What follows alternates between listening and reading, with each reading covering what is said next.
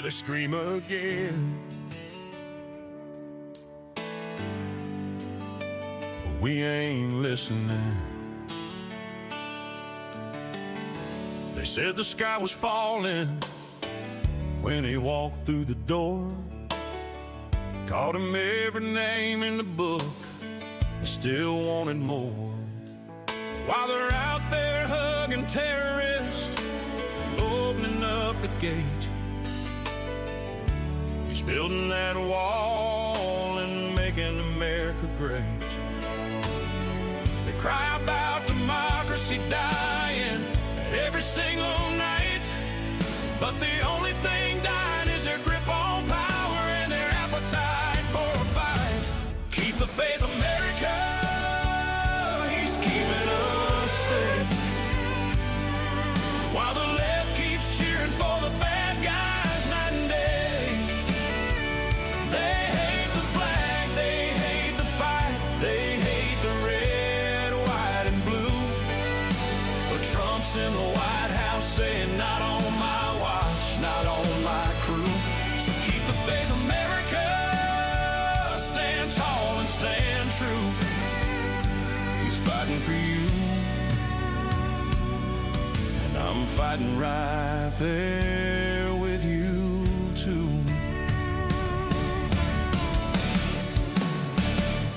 They want open borders, they want crime in the street. They want your money, your guns, and your God under their feet. They'll fund every protest, every riot, every clown, while American families watch their cities burning down.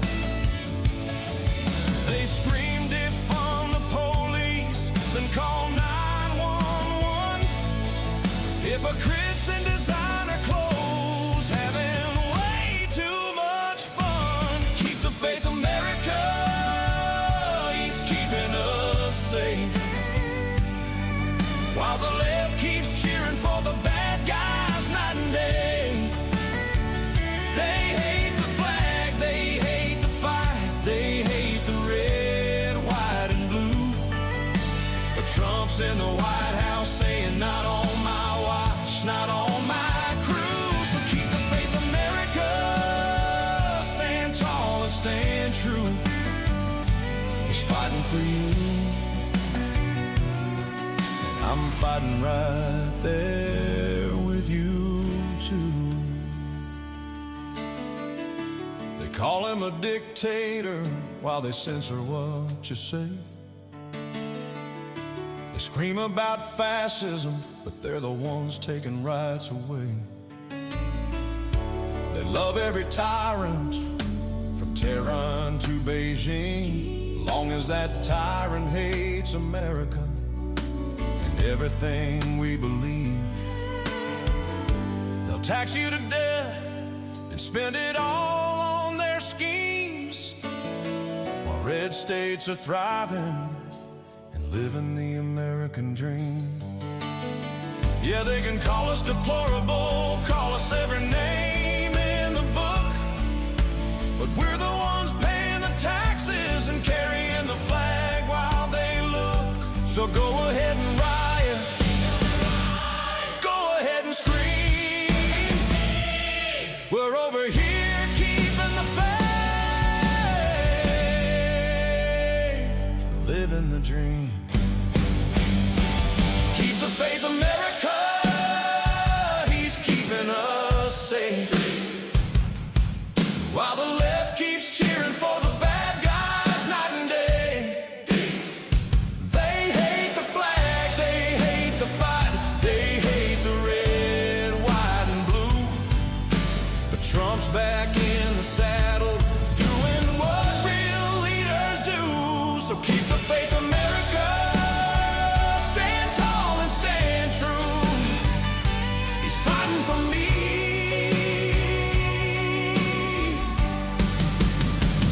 He's fighting for you. Yeah. Keep the faith, America. We're still here,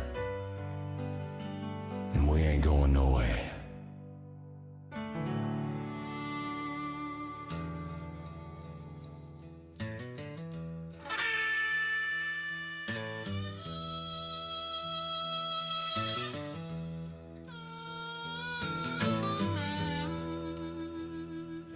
Well, dawn broke early on February 28th.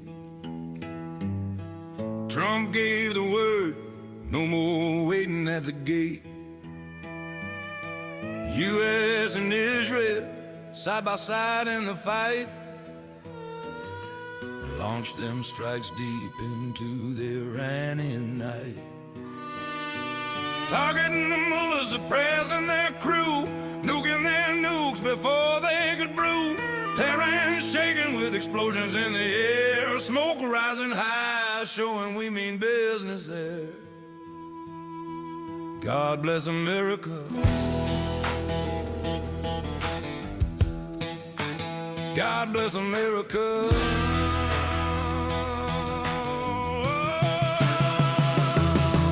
God bless America, land of the free and brave. With Trump at the helm, we're riding the wave, kicking ass when we must, no apologies here. Iran's regime's done, their end is near. Missiles fly back, but they won't break our steel. U.S. and Israel making the bad guys kneel. Trump's calling the shots, urging folks to rise up, overthrow the tyrants, fill freedom's cup. Trump's message rings out, your freedom's at hand. To the Iranian people, take back your land. We hit their leaders, supreme and the rest. Joint ops with Israel, putting them to the test. They fight back wild at bases and our rally, but our defenses hold under that Middle East sky. No more hiding threats, no more playing games. Trump's bringing justice in America's name. God bless America, land of the free and brave. With Trump at the helm, we're riding the wave, kicking ass when we must, no apologies here. Iran's regime's done, their end is near. Missiles fly back, but they won't break our steel. U.S. and Israel making the bad guys kneel. From the Gulf to the skies, the world's watching now. Trump standing tall, showing them how. No endless wars, but when push comes to shove, we protect our own with strength from above. Iran's retaliation, just desperate flails, while our forces strike true, tipping the scales for peace through power. That's the American way. Trump's leading the charge, saving the day. God bless America. God bless America, land of the free and brave. Land of the free and brave. With Trump at the helm, we're riding the wave, kicking ass when we must, no apologies here. Iran's regime done, their end is near. Missiles fly back, but they won't break our steel. U.S. and Israel making the bad guys kneel. Trump's calling the shots, urging folks to rise up, overthrow the tyrants, fill freedom's cup.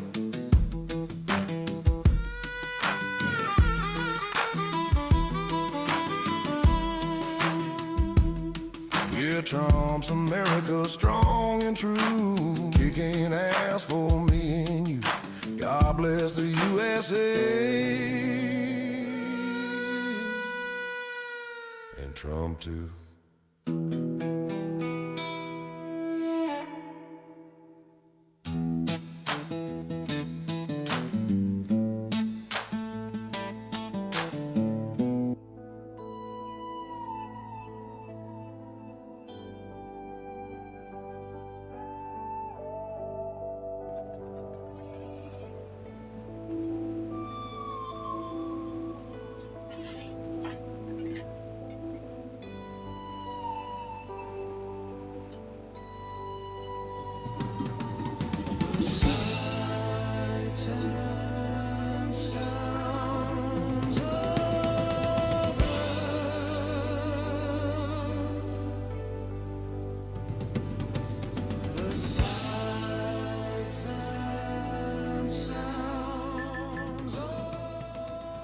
All right, guys, this is it, the Sights and Sounds of Earth. Hello, everybody, and welcome. My name's Ian.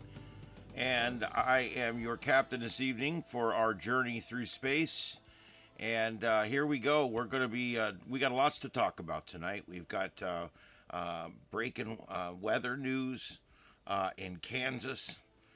We're looking at right here, and we're going to be talking about 6 days of bad weather. And we're going to be talking about all that coming up here on tonight's show. We're also going to be talking about humanoid robots. China's new factory can now build 10,000 humanoid robots a year as automation begins to go mass production. For years, humanoid robots felt like something you watched on social media. Impressive, yes. Practical, not really. Well, that line just got really blurry, and these factories in China are now mass producing humanoid robots at a pace never before seen. And we're going to be talking about that just a little bit tonight, and how, of course, like everything else, this is going to scare a bunch of people. And you can be scared or you can embrace it. Either way, it's still going to happen, and it's still going to probably kill us all in the end.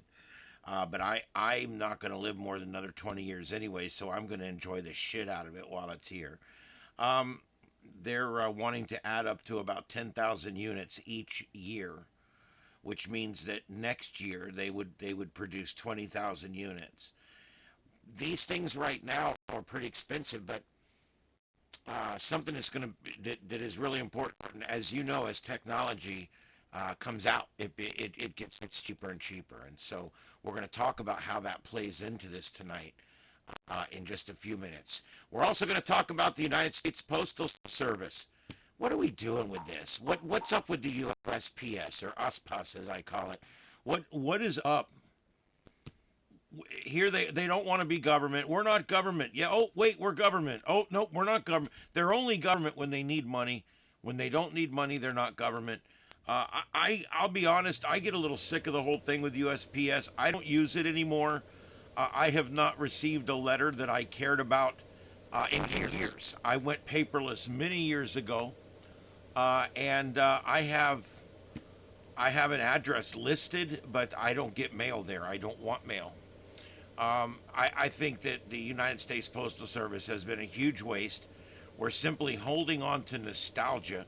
There's very little reason to physically mail somebody anything anymore. And if you need to physically mail something, you can use one of the paid carriers out there, and there's a much better chance it'll arrive where it's going. And so I'm going to mention this for a little while tonight. We'll talk about, do you guys think that it's time to retire the United States Postal Service? This isn't a proposal or nothing. It's just a discussion I want to talk about tonight. And what brings it up?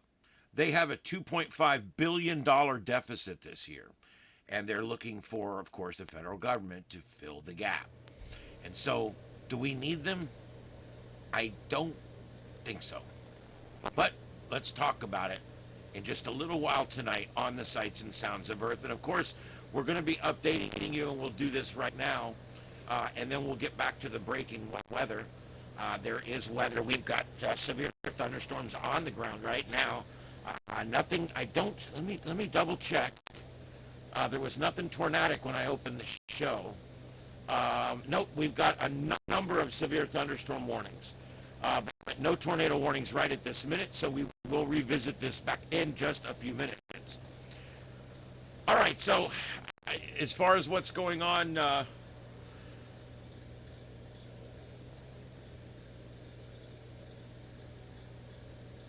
Donald Trump says the U.S. military is biding its time Thursday as Iran tests the boundaries of the ongoing 2-week ceasefire. I think they've already violated it, but whatever. Trump says the U.S. will keep troops stationed in the Middle East until a wider peace deal has been approved. The U.S. and Iran are under a fragile ceasefire as of today, and parties negotiate a wider peace deal. Iranian regime is testing. They write the same things over and over again in these articles. God, that's one thing about this. It's TV journalism is what it is, and it's all just a lot of this is AP stories and Reuters and all that bullshit. Leaders from Israel, Germany, and the United Kingdom and Australia are among those coming out in support of the U.S. ceasefire agreement. Yeah, well, they didn't support us any other time, but that's all right. I think, and not Israel, of course, but I'm talking about the UK and Germany, all these NATO countries. You know, it's pretty bold to say this, but I'm going to go ahead and say it. Let's get out of NATO. Let's get out of the UN too. Let's go ahead and give the UN 1 year to get their shit off our property. I'm not one of these xenophobes that thinks we should put our guns on the beaches and pull back. And I'm not saying that. We still need our bases around the world. We still have to keep some sphere of influence out there. But that being said, what I really think we need to do is, as a country, is we do need to pull back some, and we do need to worry more, like Donald Trump keeps saying, let's put America first. I think that's where we need to be. We need to worry about building our own dome, and we need to worry about keeping our allies safe. But when we have a situation like Iran, and we're going in there and we're doing this and we're doing it justly and with purpose, and they won't help us, they won't even let us use their airspace. Germany doesn't want us using their airspace. I'll tell you what, I'd close down Ramstein, I'd close down Ramstad, and I would just close it all down.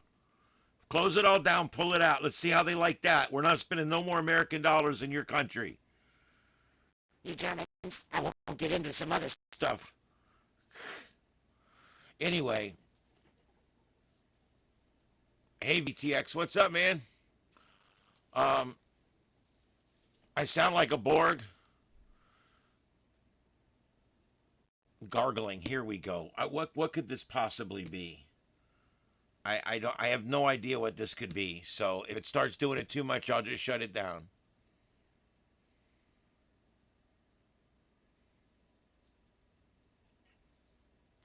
Yep, I say we get out of the UN right away.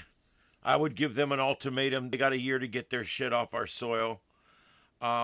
And I think we should get rid of NATO. Let those countries over there, they're still our allies, all right? If they all screw up and start killing each other again like World War II, we'll come and we'll help. But I'm sick of this whole NATO thing's ridiculous. They don't pay their fair share. You know, every time Trump gets in office, we have to start making these assholes pay up. We're not a collection agency, you know? And certainly not one for NATO. That NATO chief came to the White House yesterday, came to beg Vance and Trump not to leave NATO. Well, it's a little more complicated than that, guys. This would require some kind of approval from the House, the Senate, or both. I'm not sure. A bill, I'm not sure. But it would require additional approvals. That being said, I would love to move in that direction. If nothing else, just threaten to do it and start the process. I like to see them sweat. Yeah, I mean, look how much money we spend in Germany to keep those huge air bases there and all that. And I know they've been there since the war. This was part of the thing after the war, and we protected Germany after the war because they had no military. You guys know the whole story. And we've had these big bases. There's two of them. There's a big military a big air base there, and there's a big military medical base there. We sent our morning show host over to Ramstein to Ramstad, I think it's called, to do the 10,000 cards for the troops, and they gave out cards to all the troops. It was really cool. Yes, a radio station sent their morning show guy to Ramstad, Germany. Yeah, and that's some messed up shit right there, isn't it? Let's see here. Yeah, and that's the thing. They're supposed to all put in 5% of GDP, okay? And most of them are averaging about 2% of their GDP. Well, I'm sorry, but we're putting in what we promised. They need to put in what they promised. This is ridiculous. We We can't always be the one that jumps to everybody's rescue. Although I do believe in a very strong military, and I believe in using it when we absolutely need to. But I also don't believe in nation building. I don't believe, like, when we went over to Afghanistan and we thought we were teaching those people how to have a democracy, and we gave them a constitution and all that. They don't give a shit. They pissed all over it. Oh, Mama, what happened? You fell down. Oh my goodness, Mama Kitty, are you okay? Are you drunk? Did you get in the liquor cabinet? Huh, Mama Kitty? Oh, I'm a good Mama Kitty. All right. So anyway, she just came around the corner and almost fell. I don't know. It's funny. Cats are just like people. When they get 10 or 12 years old, they start getting a little more clumsy, and they start like I do. I trip going upstairs sometimes. It happens. Joe Biden did it. You know, it happens. Mama bleep.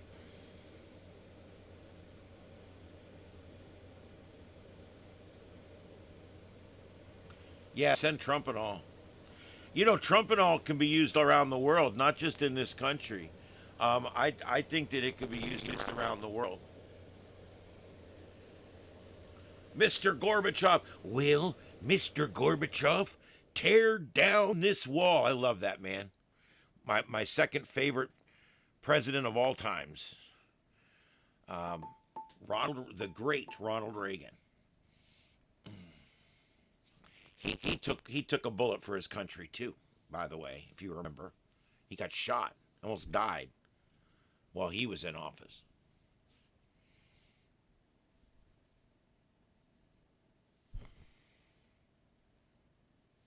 Well, Germany was split in two, and he wanted to get all that back together, and the wall did come down, and I think it was a good thing.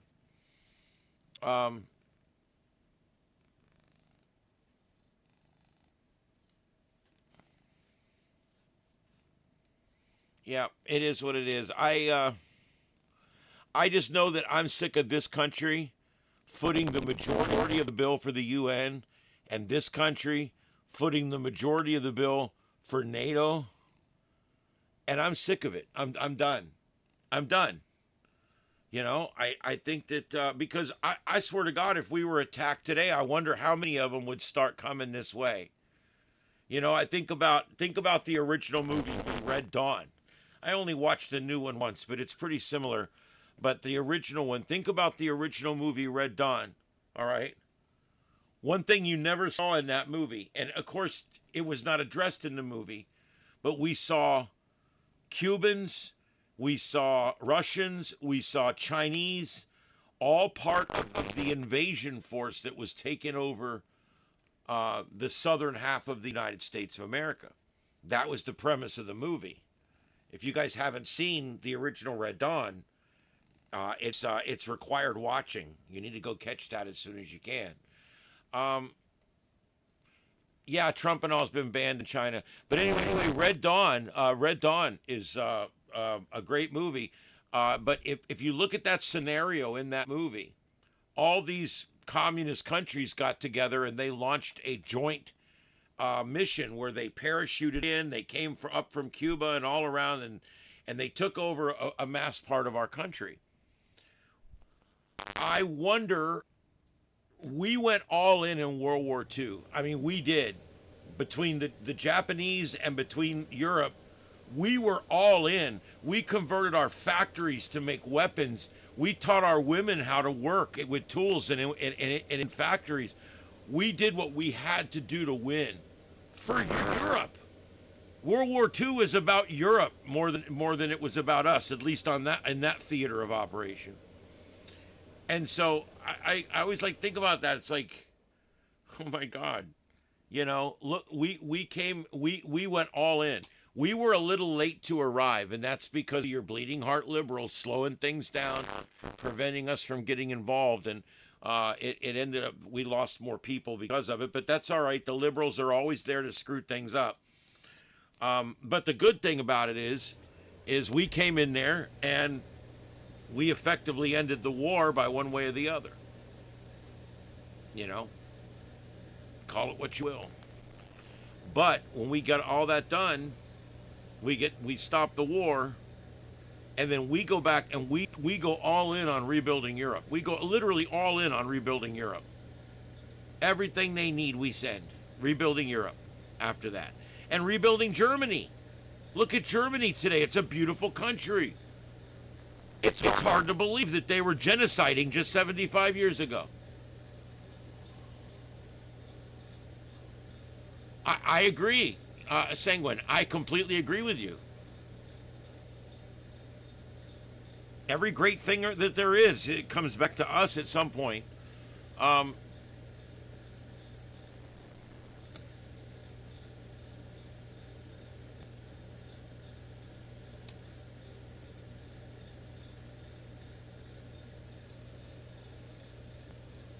Yeah, NATO's two-faced. That's my problem. You know, one minute NATO is everybody's got everybody's back. Oh, we got to stop Ukraine, or I mean, we got to stop Russia going to Ukraine. What are we going to do? And then all of a sudden, it's like, look, guys, we need you guys. Iran, who has been attacking the European interests in the European countries for years, killing thousands of people. They have done this. And yet the European countries would not come and back us up. It's like a cop calling for backup, and the guys at Denny's saying, no. Sorry, we're not coming. We're eating. I just got a burger. That's literally how stupid it is. All right? We asked for backup. We didn't get it, pricks. And then they wouldn't let us use our own bases to launch operations, which cost us fuel and could cost us lives. I don't like that. Pisses me off, man.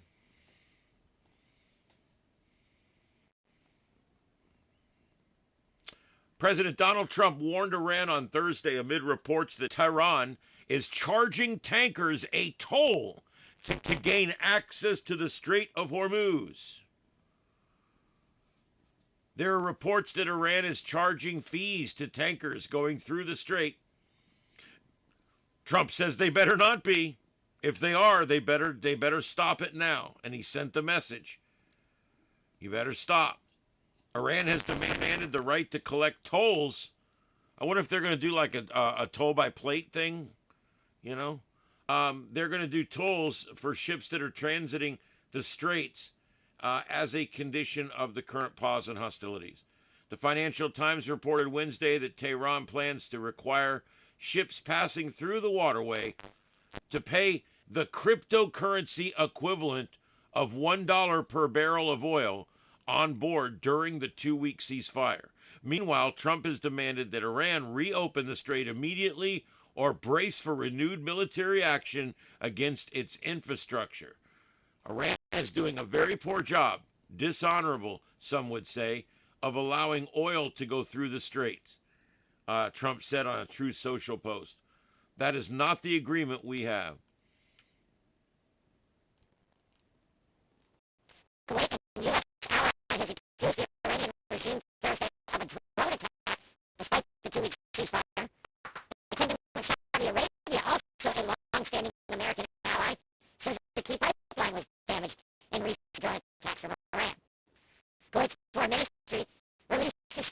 On X concerning the heinous attacks on vital Kuwaiti facilities, saying they were in blatant breach of international law. Yeah, because nobody's at war with Kuwait. Why Iran is attacking all these countries that aren't involved, I think they're just stupid. I don't know. Saudi Arabia East-West pipeline, which carries oil to the Red Sea directly, circumventing the Strait of Hormuz. Well, that's why they attacked it, because it gets oil around the strait. Well,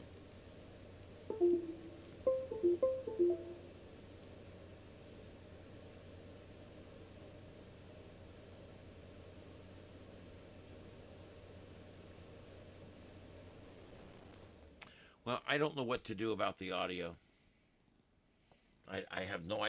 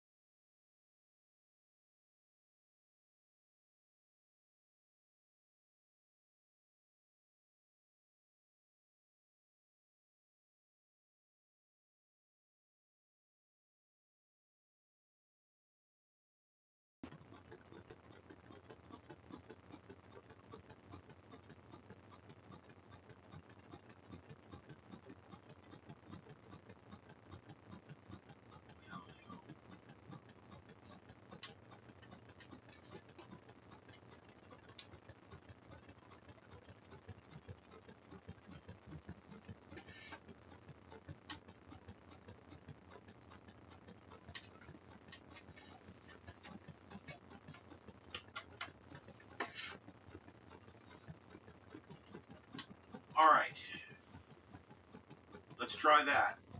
I just reset everything, changed ports. I did a bunch of stuff. Let's see if that changes anything. I don't know. There's always a chance that my Scarlet's going bad. It's a $150 part. I really hope it's not. Hey everybody. Hey Thermoscan. Hey David. Welcome in everybody. Victor, Deploribus, everybody I haven't said hi to yet. Welcome in. SRP Valkyrie. Welcome in everybody. It just works. Welcome in.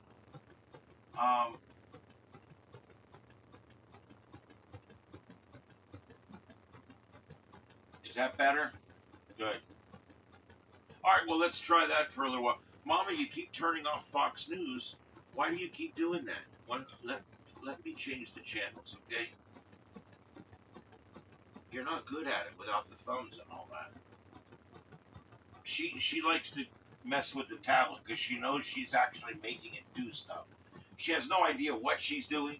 I'm like, at least if you're going to do that, learn how to use the damn thing. It's always the same excuse. I don't have any thumbs. Anyway, all right, so there we go.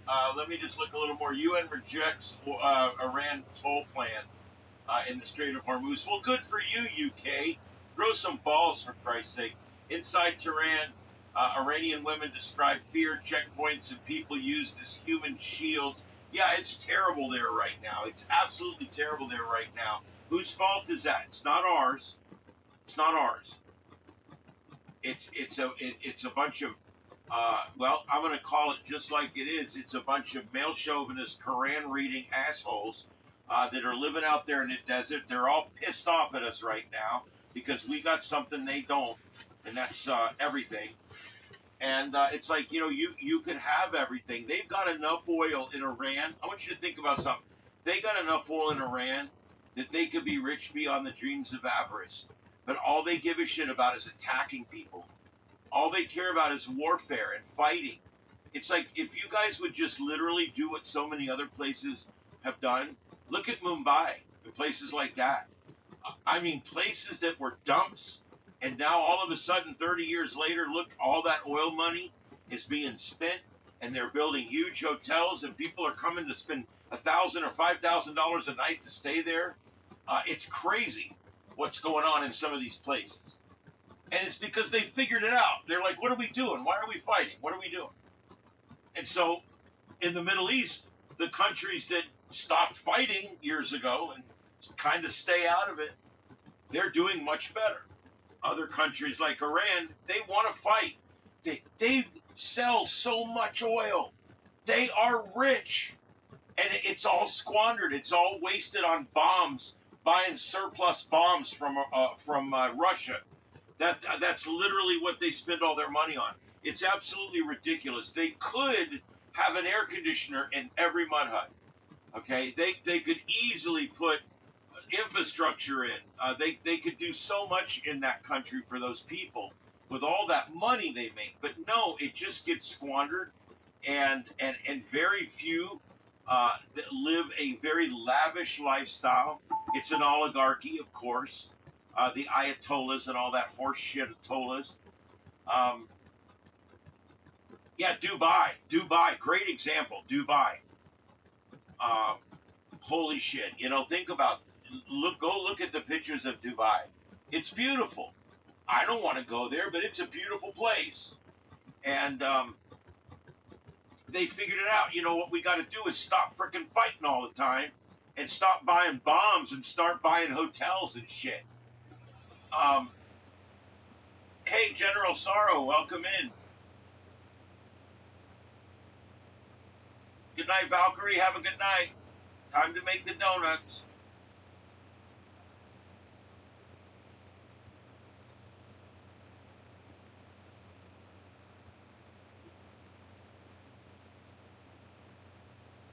Yeah. Is the mic sound? If you guys let me know, I'm watching the chat. If it goes out again, I'm going to switch to an alternate mic that won't be as good a quality, but at least it won't do this, and then we can try that. I don't know. It did this the other night, so that leads me to believe it's not just a one-off glitch. It's something wrong with something.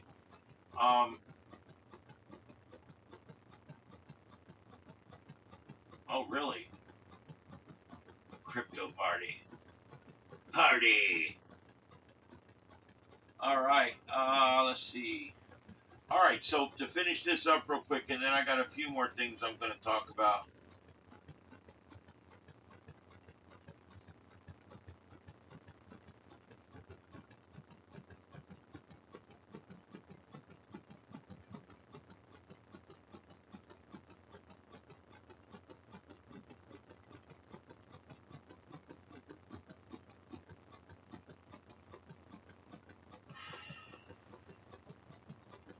Okay.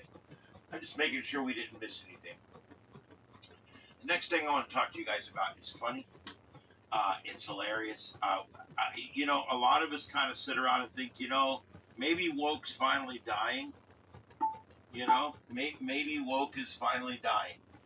Would you stop that? I want to keep it on Fox, okay? Thank you.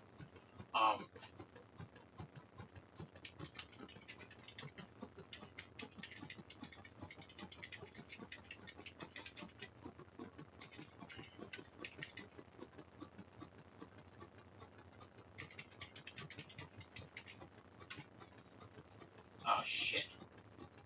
All right. Stop. Stop.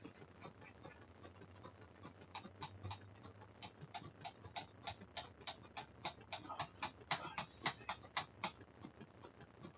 Stop. Nothing incenses me more than a button that doesn't do anything.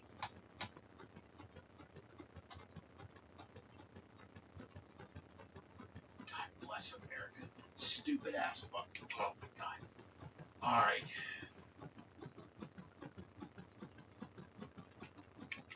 Stupid ass thing. Just totally stupid ass. Now do it.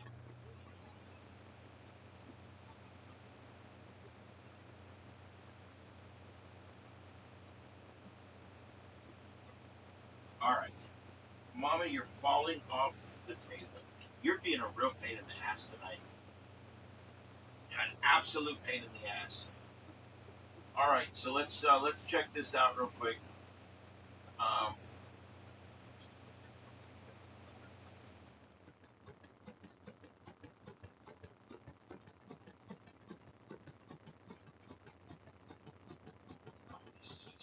this is just all right. All right, so I want you guys to hear something. This is when you guys think, okay, LGBTQIA2S+. You guys hear me say it all the time. I finally taught myself how to say it properly.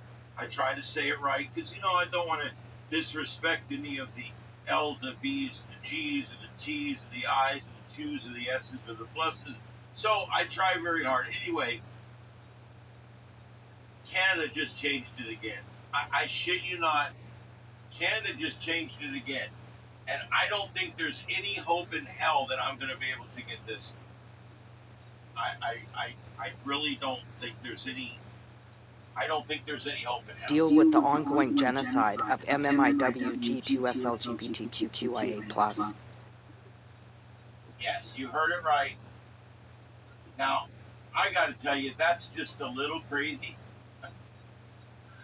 Oh, boy.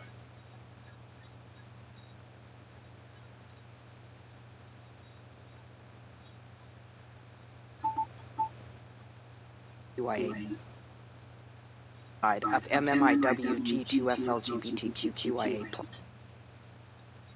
Now, you guys hear that?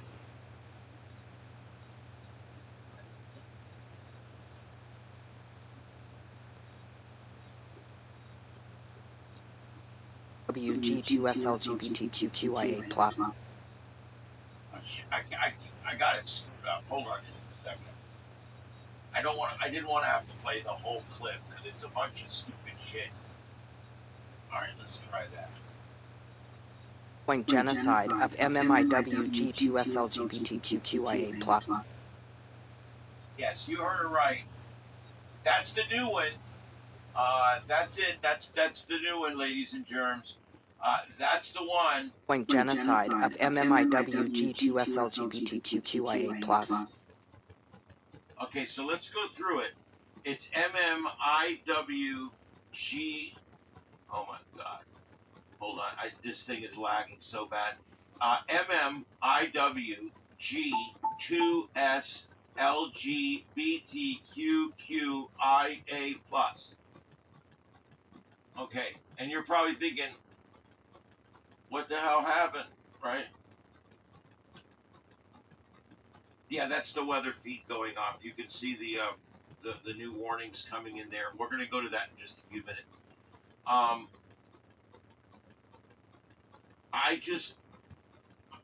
couldn't believe this. This is the new one, guys. Now, everybody's got to memorize this. Point genocide of MMIWG2SLGBTQIA plus. Point genocide of MMIWG2SLGBTQIA plus. You guys think I made this up, right? You think I'm coming up with some stupid shit? This is real. That's not AI. It's IA2S plus, but it's not AI.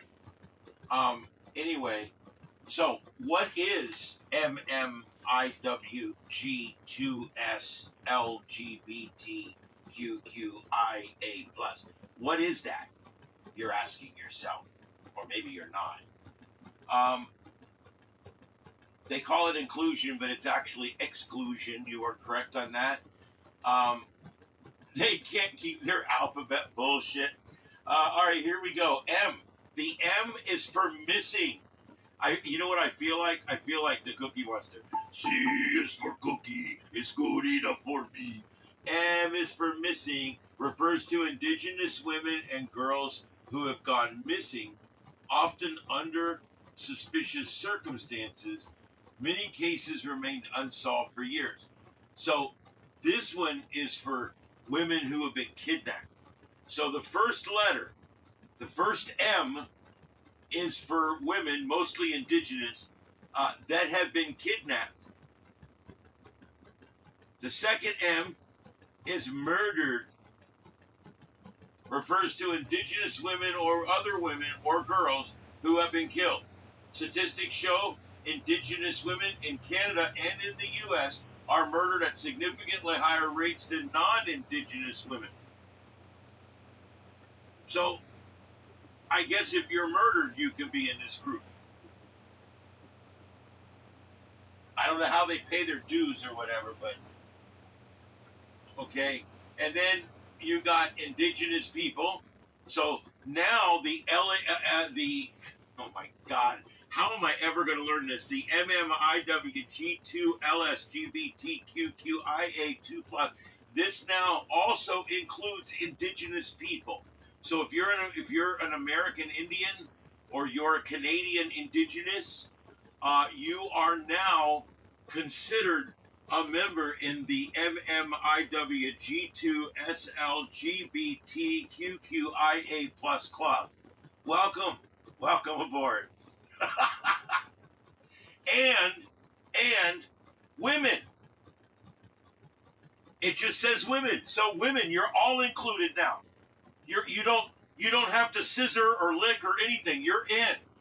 So all women are in now. Not just women that scissor and lick, but all women are in now.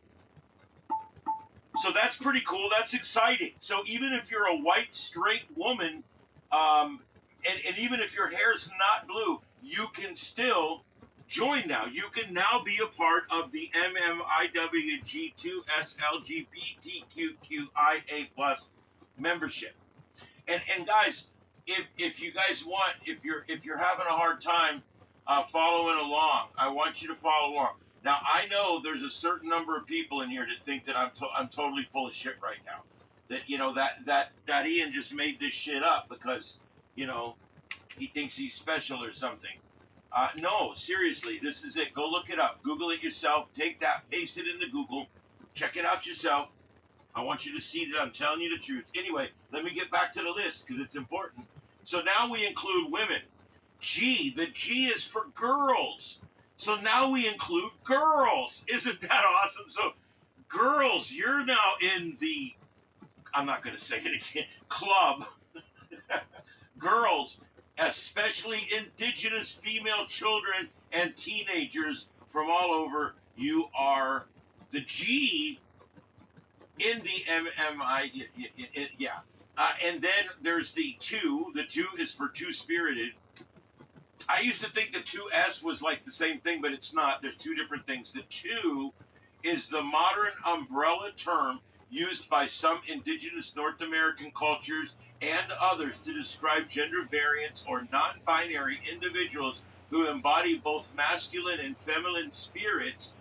It is also a contemporary reclamation of traditional third-party gender and fluid gender roles.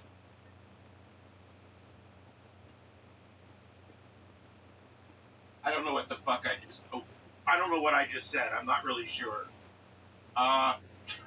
Jesus. God, listen to that. Listen to that. Non-binder gender embody both masculine. I don't even know. I don't know. This is just crazy. So now that's the two. The S is for lesbian, gay, bisexual, transgender, expands the acronym to include indigenous people who identify as part of the LGBT community but are otherwise left out of the LGBTQI designation.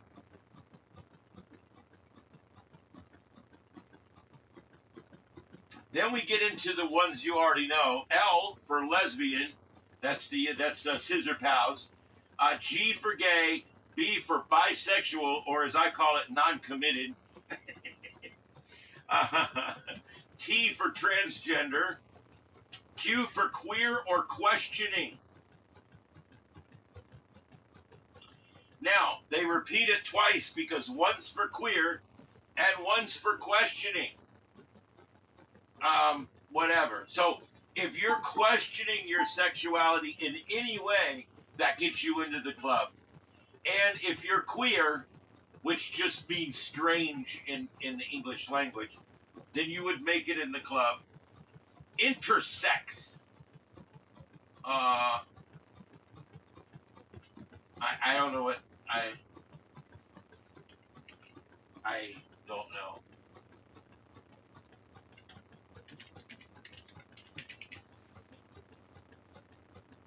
Intersex is an umbrella term for people born with natural sex characteristics such as chromosomes, hormones, genitalia, or reproductive organs that do not fit typical binary definitions of male or female bodies. It is a biological variation, not a disorder, disease, or sexual orientation. It affects approximately 1.7% of people in the world. Oh my God. So these are people that are born with something else, but it's not a defect. It's like alien parts or something. All right. So then you got that one, and then you got asexual or ally. And what this is if you don't have any sex at all, you can still join the club. You are asexual. However, if you're an ally of someone who's one of these other letters, you can join under the hospice of the A, which would give you the ability to join because you're an A for ally. And then finally, the plus, it's an exclusive symbol meant to represent all other gender identities and sexual orientations not explicitly listed. So basically, it's like none of the above, except it still does not include straight white men. If you are a straight white man, you are not included. But anyway, this would include pansexual, non-binary, two-spirit variants, etc. Are you guys keeping up with all this? There will be a test.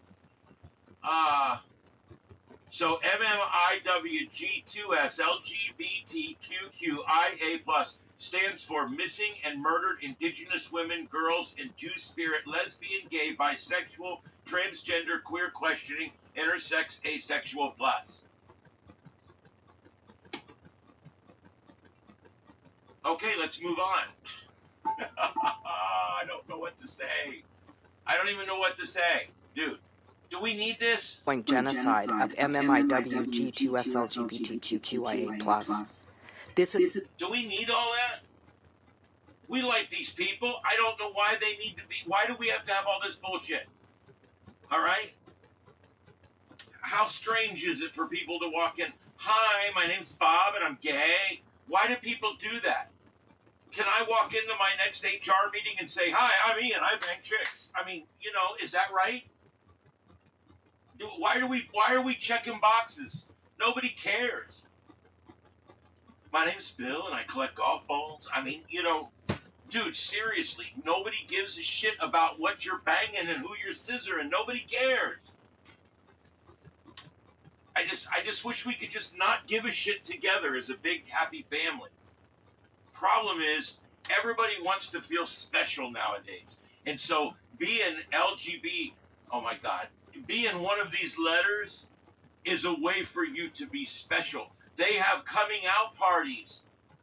Oh, I'm too spirited. I'm going to have another party because I was bisexual last week, but now this week I am too spirited. I have the spirit of a rhinoceros in me. God, this is what's wrong with the kids nowadays. And the people that promote this shit are the same people that's teaching your kids in public school.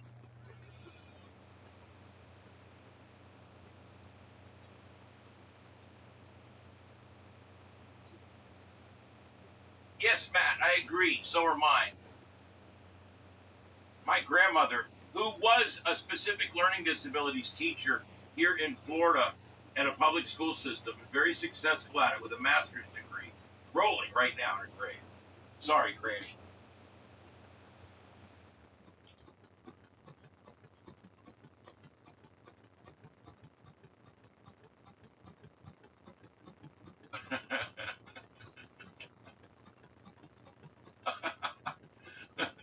M is for the marry you, and O is for the oh gosh, oh golly, OG.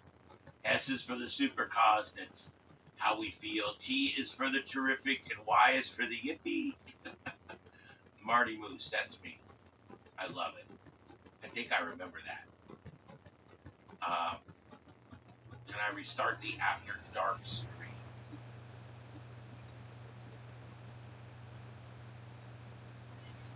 Oh, shit.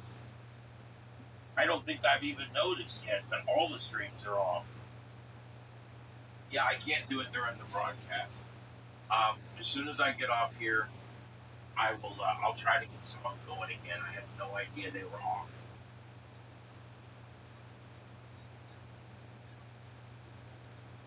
I knew the NASA one was down. I'm having issues with that unit. That's the gold unit. I'm having issues with it. Yeah. National Lampoon's Vacation, great movie. One of my top 25 of all time. Ah, there you go. Okay.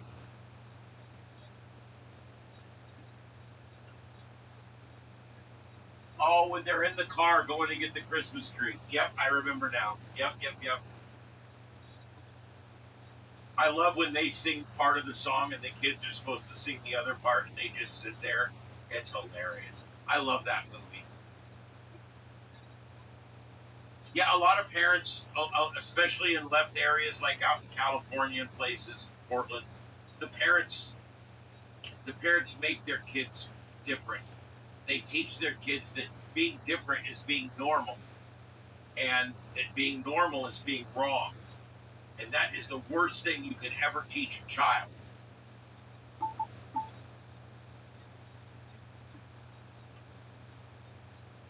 Yeah. Damn.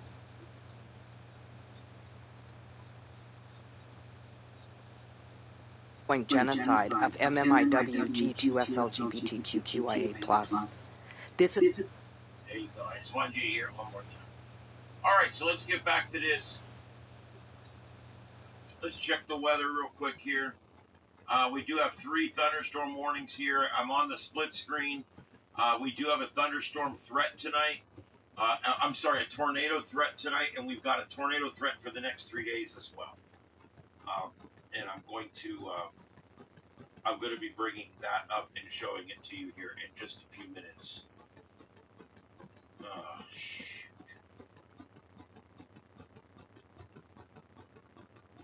Yeah, I'll bring that up in just a minute.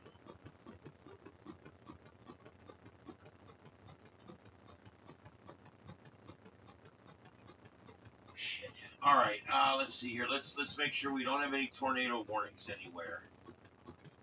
No, confirming no tornado warnings. Um, you can see here, there's a couple more further down. This area here is you can see this area that's highlighted here in red. That area is got a somewhat higher risk for severe weather over the next 3 or 4 hours, and that's why we're specifically watching this area. But let's go ahead and take it out of the splits, go to composite, and take a look around for everybody so we can see what it looks like out there. All right, so here's the whole friggin' country, and you can see we got some rain down here by the Mexican border. We've got some rain coming into Oregon and Northern California, and we've got the remnants of our afternoon thunderstorms down here. That strangely not on the sea breeze line today. More of some kind of boundary or something. It's kind of weird, but an interesting day nonetheless. And the storms were moving east to west earlier, and they probably, I would assume they still are. We may still get some light rain overnight tonight because these light showers are moving our direction. You can see everything's kind of moving. We're right over here, and this stuff is moving this way.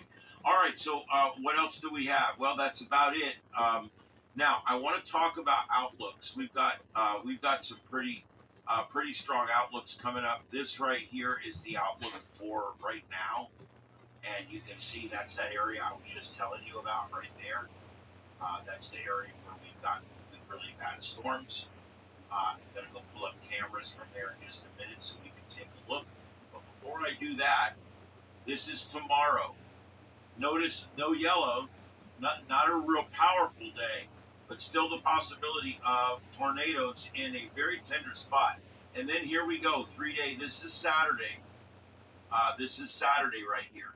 Okay, and Saturday is we have an area down here in western Texas and eastern New Mexico that is in an enhanced area, and so we're going to have to keep an eye on that. And then I don't have the graphic right here just to show you right off, but let me tell you this: for the next 3 days, this whole thing transitions over. This is the next day. This is the next day. This is the next day. And so for 3 more days, so for the next 6 days, counting today, 5 days after today, we've got the severe weather potential starting in West Texas tomorrow, and then West Texas day after tomorrow, and then on Saturday. And then on Sunday, it's going to move into Louisiana, East Texas, Oklahoma, and then slowly move into Arkansas and points east as we get through into the beginning of next week. So it is going to be 6 days of some pretty nasty weather between the eastern New Mexico and, say, Alabama. That whole area right there is going to see day after day after day. It is going to be in a slightly different spot each day.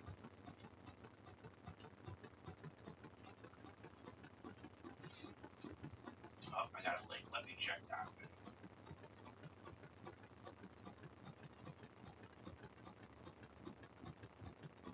Oh.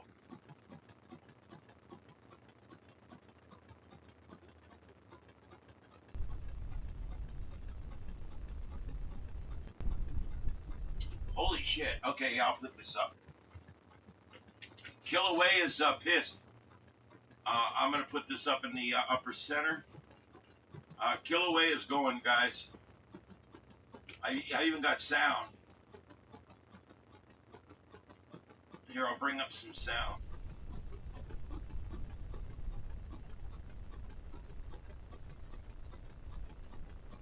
Beautiful. Isn't it beautiful?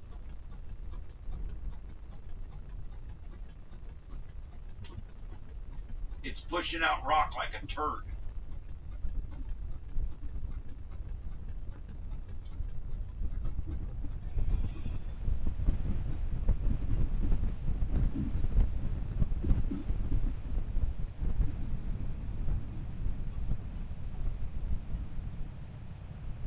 All right, so just for a little bit of natural sound, on the left ear is natural sound from the volcano. The right ear, natural sound from Tel Aviv. And I've also got, let me turn NASA up. I want to make sure I've got that up so that we can hear when they start talking. There we go. What's wrong, Mama? You want to go out? Come on, you want to go out? You want to go out?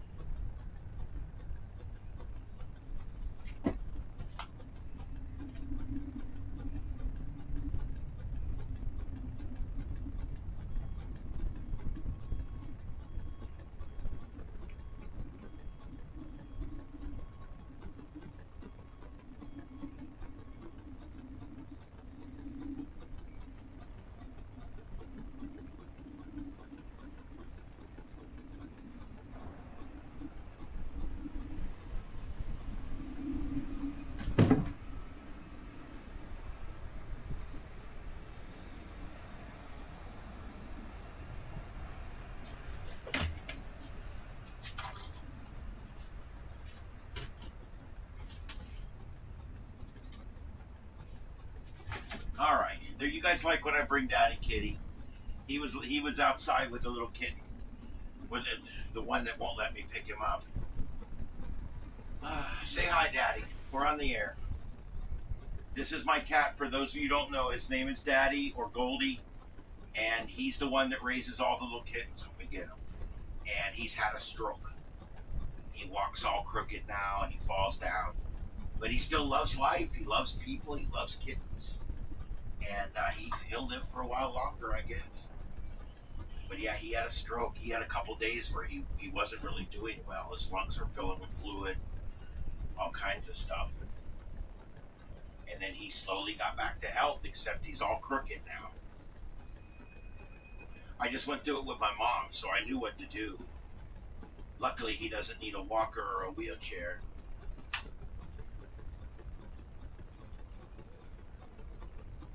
All right, so let's go back and check out that weather again. I want to look. I think there's some camera. Daddy, I'm going to have to put you right out because you're going to drive me nuts in here. You know that, right?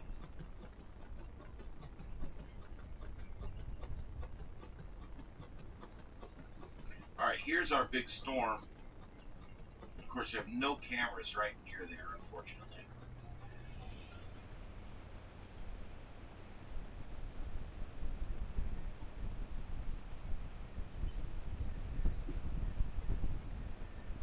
All right, let's go back into splits.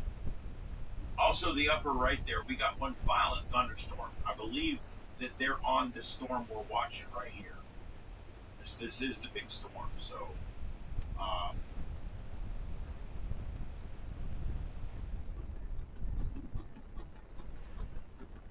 right, I'm going to put it in split view so we can take a look at it. And yeah, look at the strong winds, guys. Very strong winds right there. I'm surprised this isn't tornado warned. A little bit.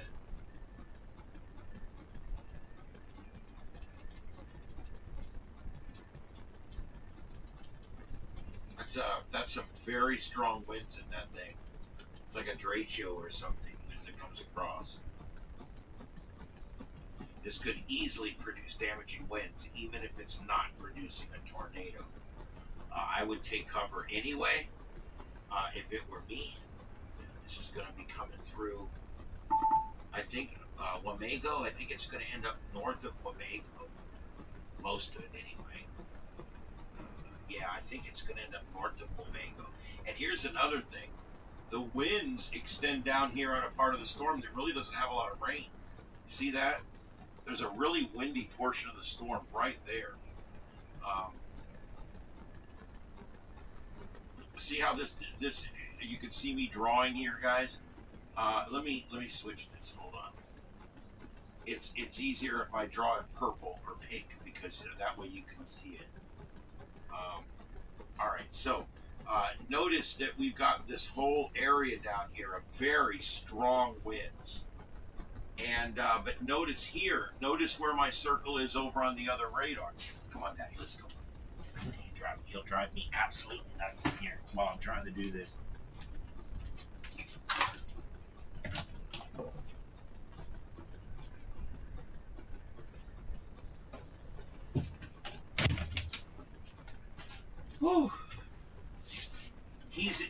insatiable.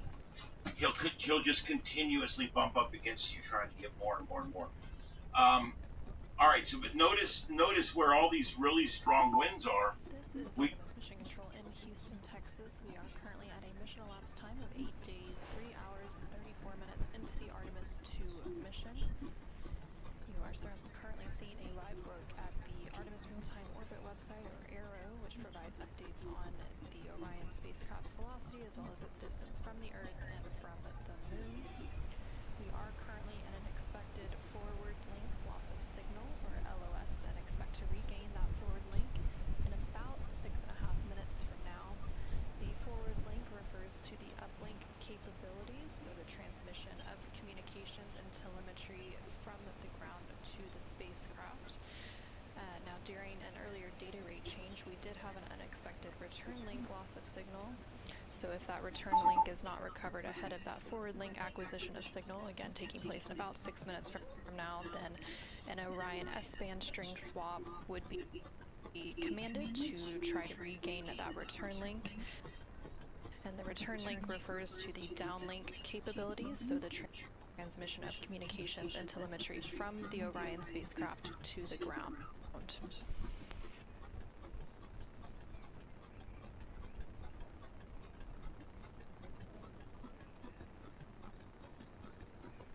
And the storm chaser in the upper right is on this storm. You can see his radar is showing the same thing ours is. So he is on this storm. And you're watching this storm live in the upper right corner. We're also watching Mount Kilauea in Hawaii as it is angry and spewing.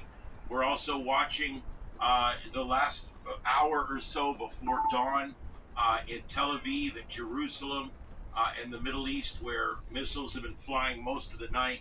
And then center left, we've got the Artemis mission coming to a close tomorrow with splashdown. We'll be covering all this live as well. So we've got all that going on for you that we're covering live.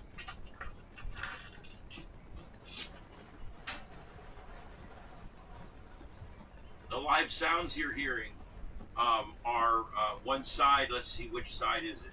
Four. The left side is the volcano, and you can hear the noises it's making. It's kind of a deep noise. You'll hear popping sounds. A lot of times it'll shoot rocks way up in the air, and when those rocks come down, they make like a popping sound. Also, on the right ear, you are listening to live sounds as well from Tel Aviv. What's wrong, Mama?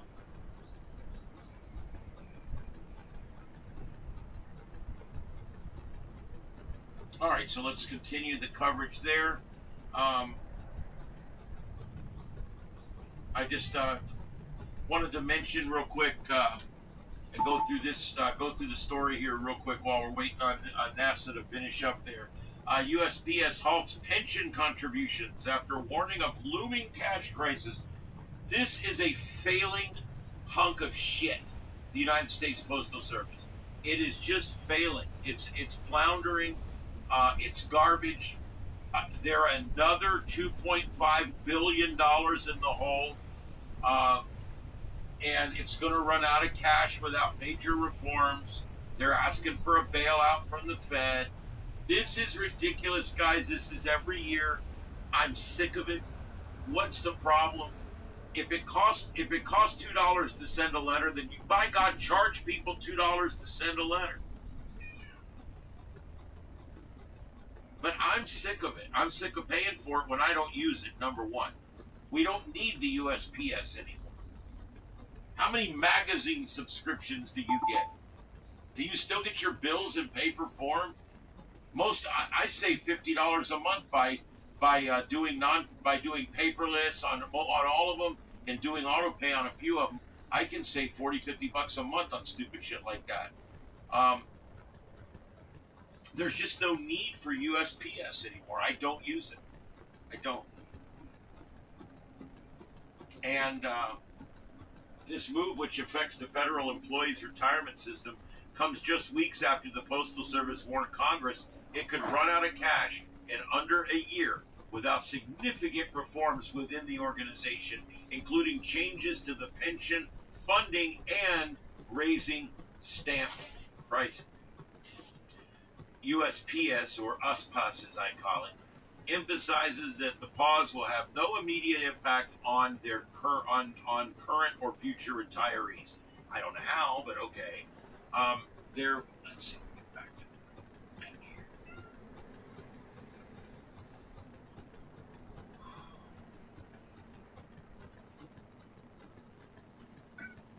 There will not be any immediate detrimental impact to their services, they say, but it will eventually.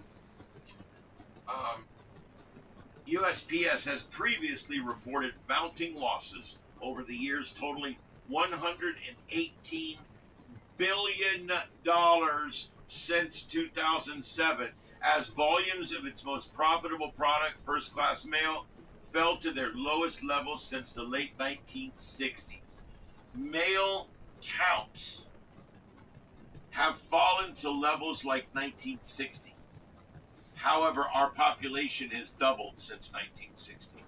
So the population doubled, the mail is now less than. That means that they are only delivering about 25% of what they used to in adjusted numbers. It is on the way out. I wish we could just learn how to let go of shit like this. We need to let go of stuff like this. We don't need this. It's a waste.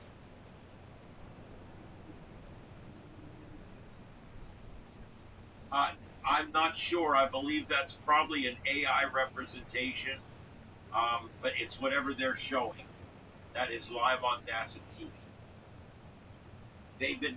They did, when it had the wings extended, and I think it still does, there is cameras on the wings. So sometimes we are seeing live views. But I think when we're seeing this one right here, I think it is a simulation to show you the orientation. I'm pretty sure. Let me just reset this just to make sure we're good. Yeah, that's current, and that's live. There we go. Now that's an actual picture from the Artemis right there. That's an actual image. Houston for comm check. Artemis, Houston, comm check, over. Hello, Lucy. I hate when they don't answer the radio. You loud and clear. There we go.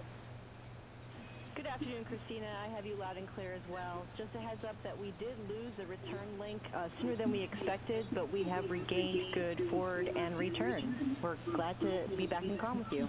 Thank you, Matt, very much. Thank you for the super. I appreciate that. And yeah, I think it froze because it needed to be reset, but yeah.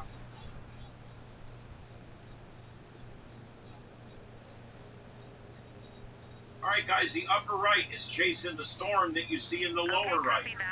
The upper center is Kilauea, Hawaii. The upper left, live views from around the Middle East. And then on the left, NASA TV, Artemis Mission. Negative. This is Starship Adventures.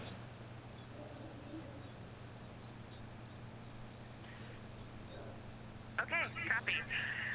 We'll call back when we're available to do that, and thanks for the note. We're looking forward to the upcoming burn. Okay, we copy all, and we are going to...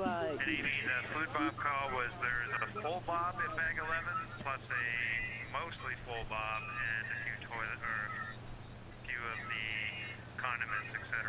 So it's pretty close to 2 full bob opposite bag 11. Just want to make sure that you've accounted for that. Let us know if that's too much in one place.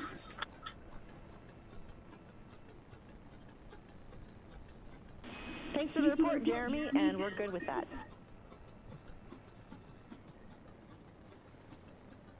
Okay, and then do you have those DE locker net storage locations? We have an option A and an option B. Option A is to put the D&E locker nets into locker Bravo 3 in the purple CTB, but that depends upon how much trash you have stowed in purple CTB and also accounting for the space you'll need for the Equus wall net.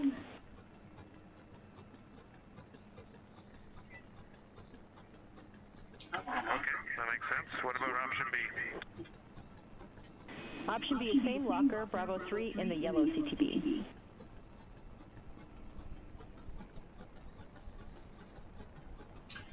Matt, they do it because they have nothing else. I mean, I'm going to be honest, as a broadcaster, We'll get those nets you in Bravo list 3, everything in order of and what you want to put know up, which bag and when is you run out of specifically things, important for you. when you run out of things to put up, you put up what you have, and I think that's what it was. Matt, because we're not ready for that yet. If you remember, Apollo 11 landed on the moon. Apollo 1 through 10, 1 burned up on the pad. We lost Grissom, White, Chafee. And then 2, 3, 4, 5, we finally got up into space. 6, 7, 8, we finally got around the moon.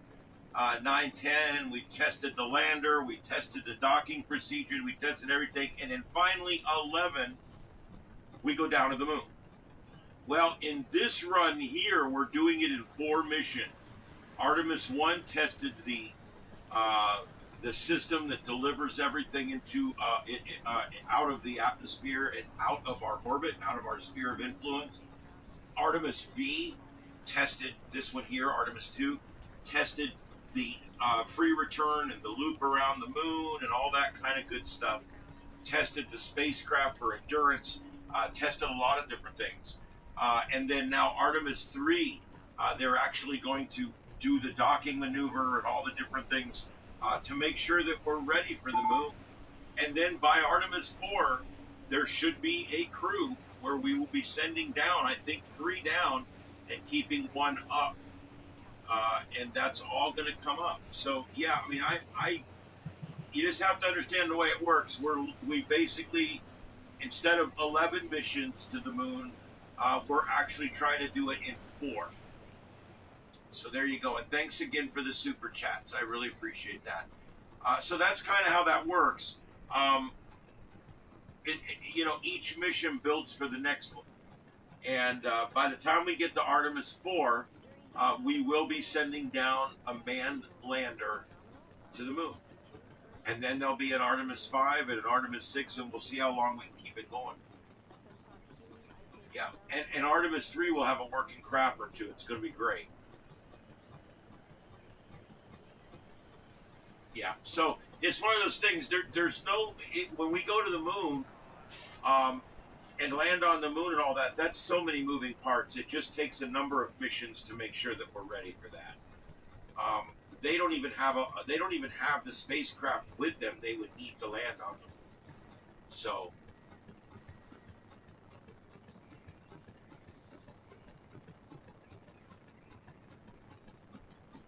Yeah, I know. I do get a little leery of all the, or not leery, I get fatigued with all these people that are just such Debbie Downers about the space program. And it's like, man, that space program has taught us so much over the years. We've done so many great things. Everything. And we have just learned so many amazing things from our space program, and it's been worth it just for that alone.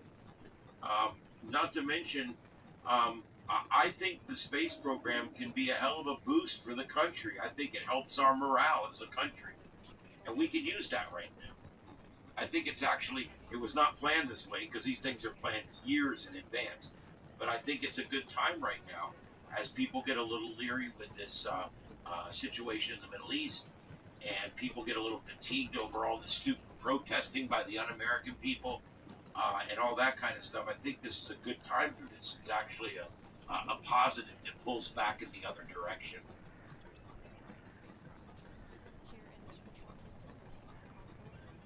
Well, no structures you're going to see. They were 4,000 miles away. I'm just saying. I want you to think about this. Now, the size is so big in space. They were 4,000 miles from the moon. So they were the distance from Miami to Seattle from the moon. Can you see a building in Seattle from Miami? I don't mean to be an ass. I'm literally just putting it in terms everybody can understand. They were 4,000 miles from the moon. That's like Florida to Seattle. So my question is, can you see buildings in Seattle from Florida? And the answer, of course, is no. I know the Earth curvature, but take that out, you still can't see it. The point is the situation here is that they were just way too far away to see any kind of base or structure or anything like that. They were just too far away to see anything like that. I don't know that it's even there to see, but if it is, they were too far away to see it.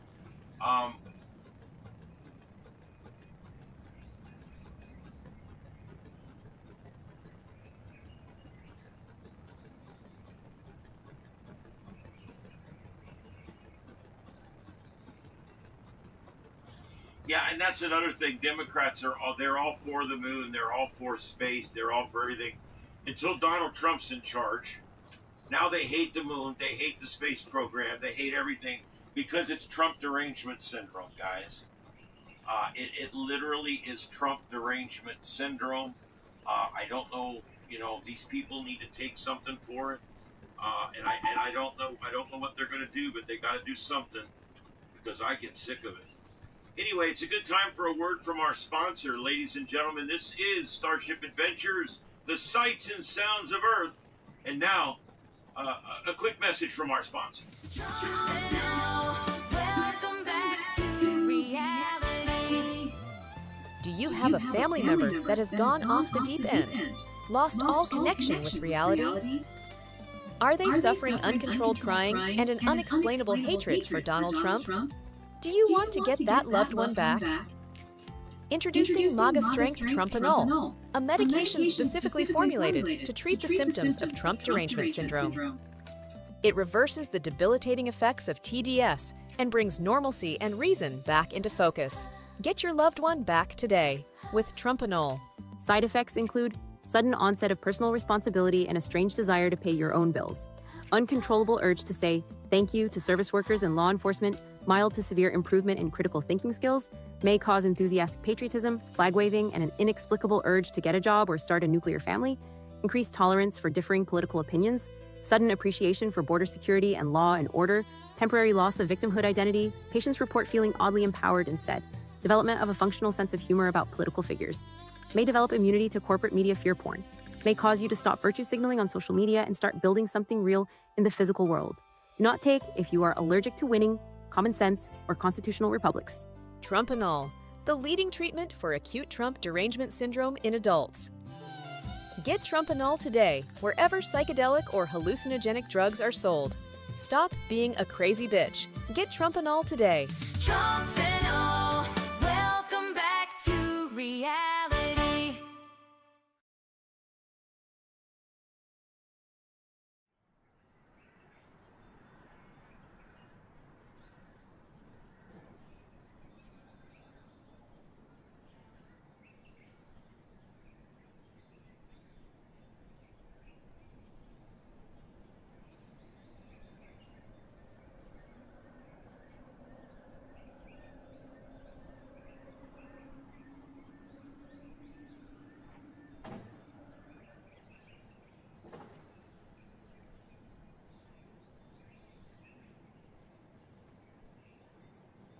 You can get Trumpanol almost anywhere now, so just get you some. Yeah, Trumpanol sold all over the place, man. You can get it. You can get it at Buc-ee's. You can get it at Sky King Fireworks. You can get it at Radio Shack. Just get you some today. You can also get it at the Portland Airport. Oh no, wait a minute. We had to shut that one down.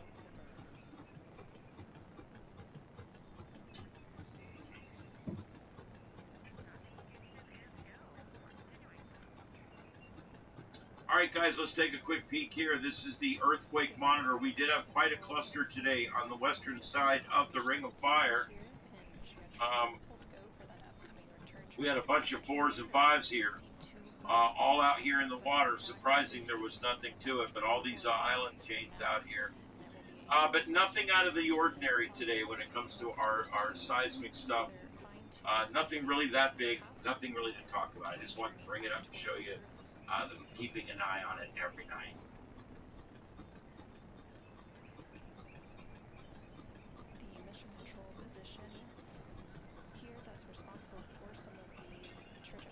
BN, I'm not sure if you're going to find pills that are strong enough. I mean, maybe MAGA strength Trumpanol, possibly. I don't know. It's going to have to be the yellow, the MAGA strength.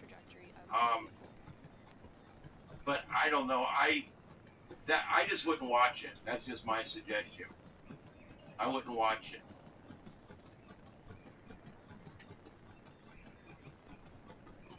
I could sleep to the sound of that volcano, just so you know.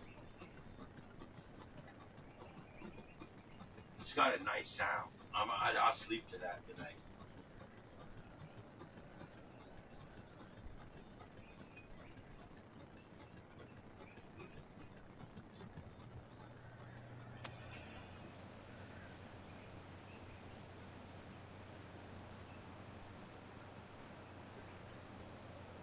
Coming up ahead of the burn, about 2 minutes, we do expect the... Yeah, they don't get any better. I watched them all because I'm doing videos and stuff on them and critiques. You can go back and read my reviews on them and my community pages.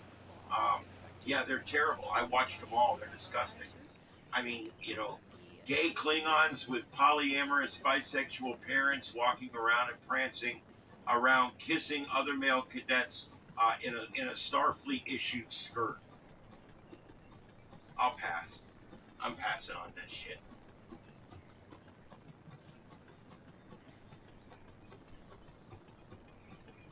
Blue Texan won't return here, huh?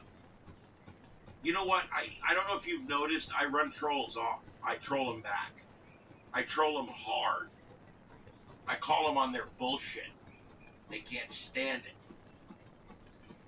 First thing I do when they come in here with all that Jew hate is I tell them, you're racist, go away. Because it's true. These people want to think that they're on their high horse. Oh man, we love everybody. We love gay people. We love black people. We love Hispanic people. We love American Indian people. We love aliens. We love everybody. We love illegal aliens. We love Canadians. We love everybody. We love Jew. We hate you, Jew. I mean, that's literally how these people are. You cannot be a peace-loving, non-racist individual and hate Jews. It doesn't work that way. My God.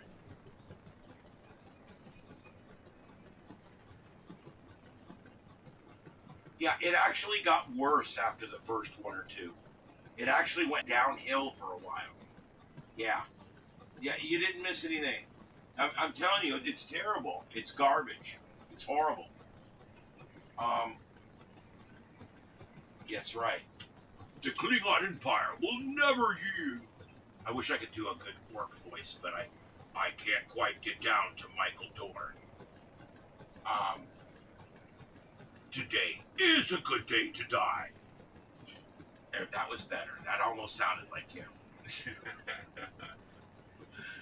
I love Michael Dorn. He was great in Chips too, and he was great as Commander Worf. And I loved him a lot in Deep Space Nine too. He was great in that.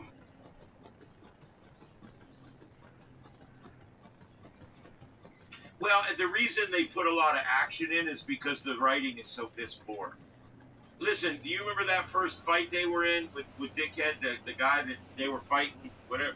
I don't know what his name was in the thing. I don't remember any of their names. That tells you how bad the writing is.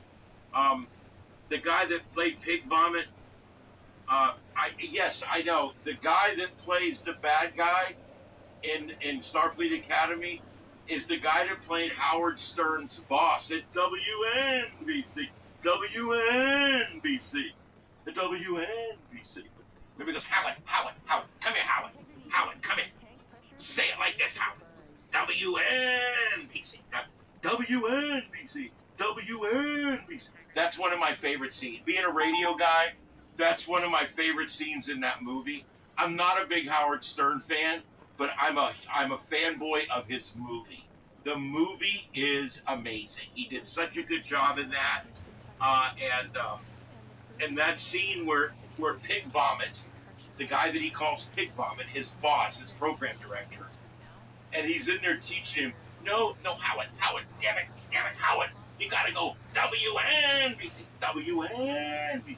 the WNBC, no, Howard, damn it, Howard. And then, of course, later on, he comes in there and he's got the phone connected to the radio station, and he's asking Pig Vomit questions. He's trying to interview him with the phone, and they end up getting into a fight. That's the guy that plays the bad guy. He's a great actor. He plays the bad guy on Starfleet Academy.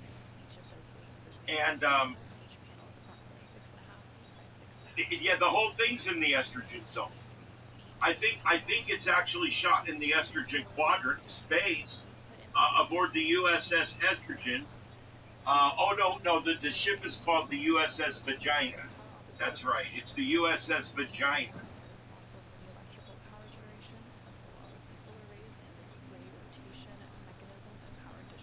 Well, by the second episode, you're meeting all of the cadets, and by the third episode, you realize how absolutely incredibly dumb the whole thing is. Every cadet has something wrong with them. The woman, and listen, guys, I'm fat, okay? So when I talk about fat people, I'm fat too. I get it. It's not like I'm down on chubby folks, all right? I even prefer my women a little chubby. The point is, all right, I'm not down on fat people, but I'm just saying the Starfleet Academy was designed to be the creme de la creme.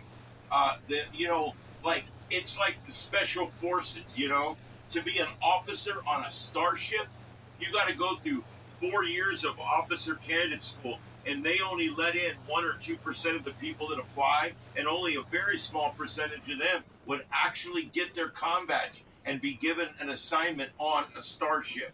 It was such a big deal, Starfleet Academy. It's a huge thing.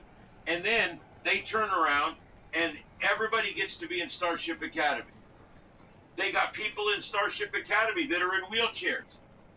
We got people in wheelchairs 900 years from now. Yes, I agree, Matt. Thanks again for the super chat. Yes, Trump and all needs to take our Star Trek. Alex Kurtzman. They need to hold that prick down and force some down his nose. He's probably got a lot of stuff going up that nose. Carol Burnett's Star Trek sketch was hilarious. It was women in space. It was the Star Trek done with women. It was hilarious. And Uhura was this big, huge dude in a dress. It was hilarious.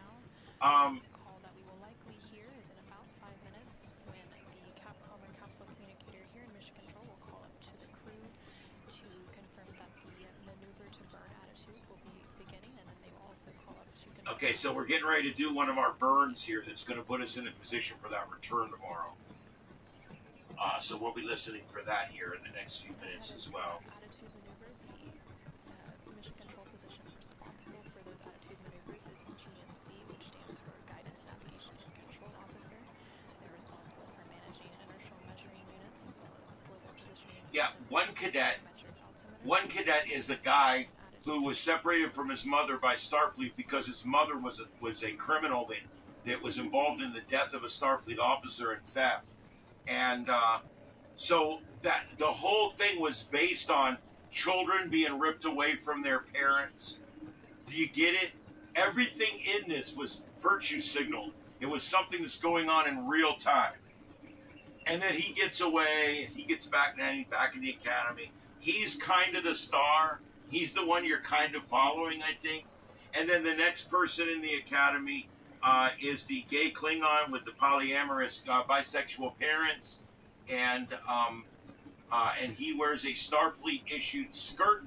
And he wears the colors of Science Division. And according to him, I like photography and picture.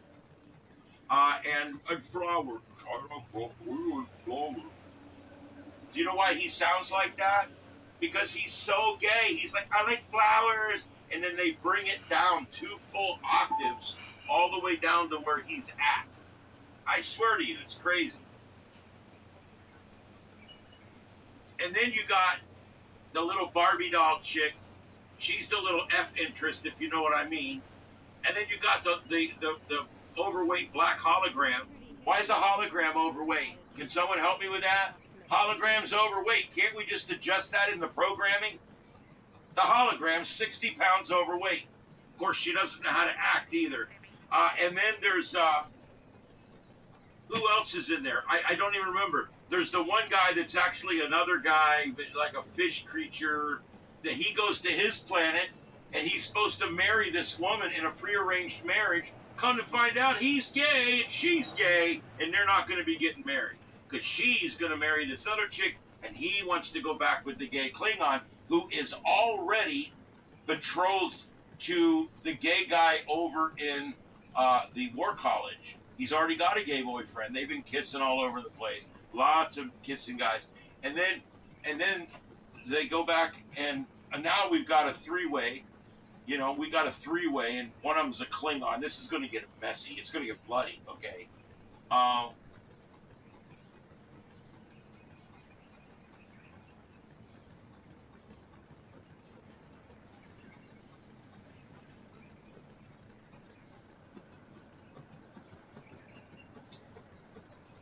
Yes, it's all an abomination. Yeah, I think a lot of it is. I don't like it when, and it has nothing to do with women's and gays. I like women. I like gay people. I don't care about none of that, really. I'm tired of having it put in my face. If one of them was gay, I'd be fine with that because you know what? If you got 10 people, one of them's going to be gay. I'm okay with that.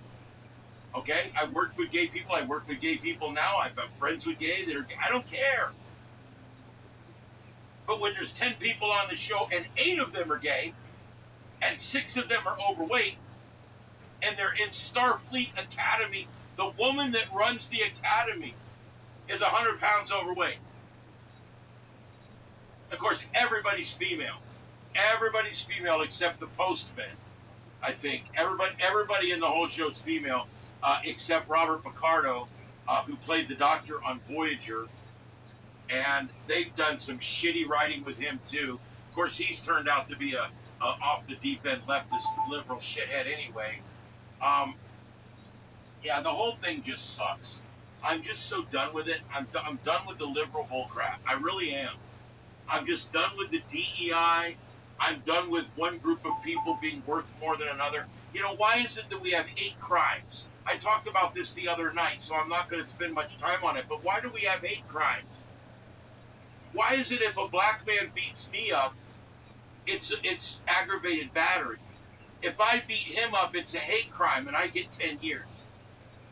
Why is his life or his face worth more than mine? I thought we were striving for equality. That's all I want is equality. That's all most people want is equality, but that's not what we have today. That's not equality. Equality doesn't mean one group of people. It's like if you hit a cop, you get 10 times more time in jail than if you hit me. What's up with that? Why is a cop's life or a cop's face worth more than mine? This is the problem is every time they try to gain inequity or anytime they try to gain equity, all they get is inequity. Think about it. Every time the government sets out to make something fair, they end up making it unfair. State of Florida, there's only one place in town you can gamble, and that's the Indian casino. So they wanted to make it fair, so they just let the Indians do all the gambling now. How is that fair? But they don't really care about fair, if you get down to it. Every time the government says, look, we're trying to make it fair, watch out, because here it comes. Here it comes.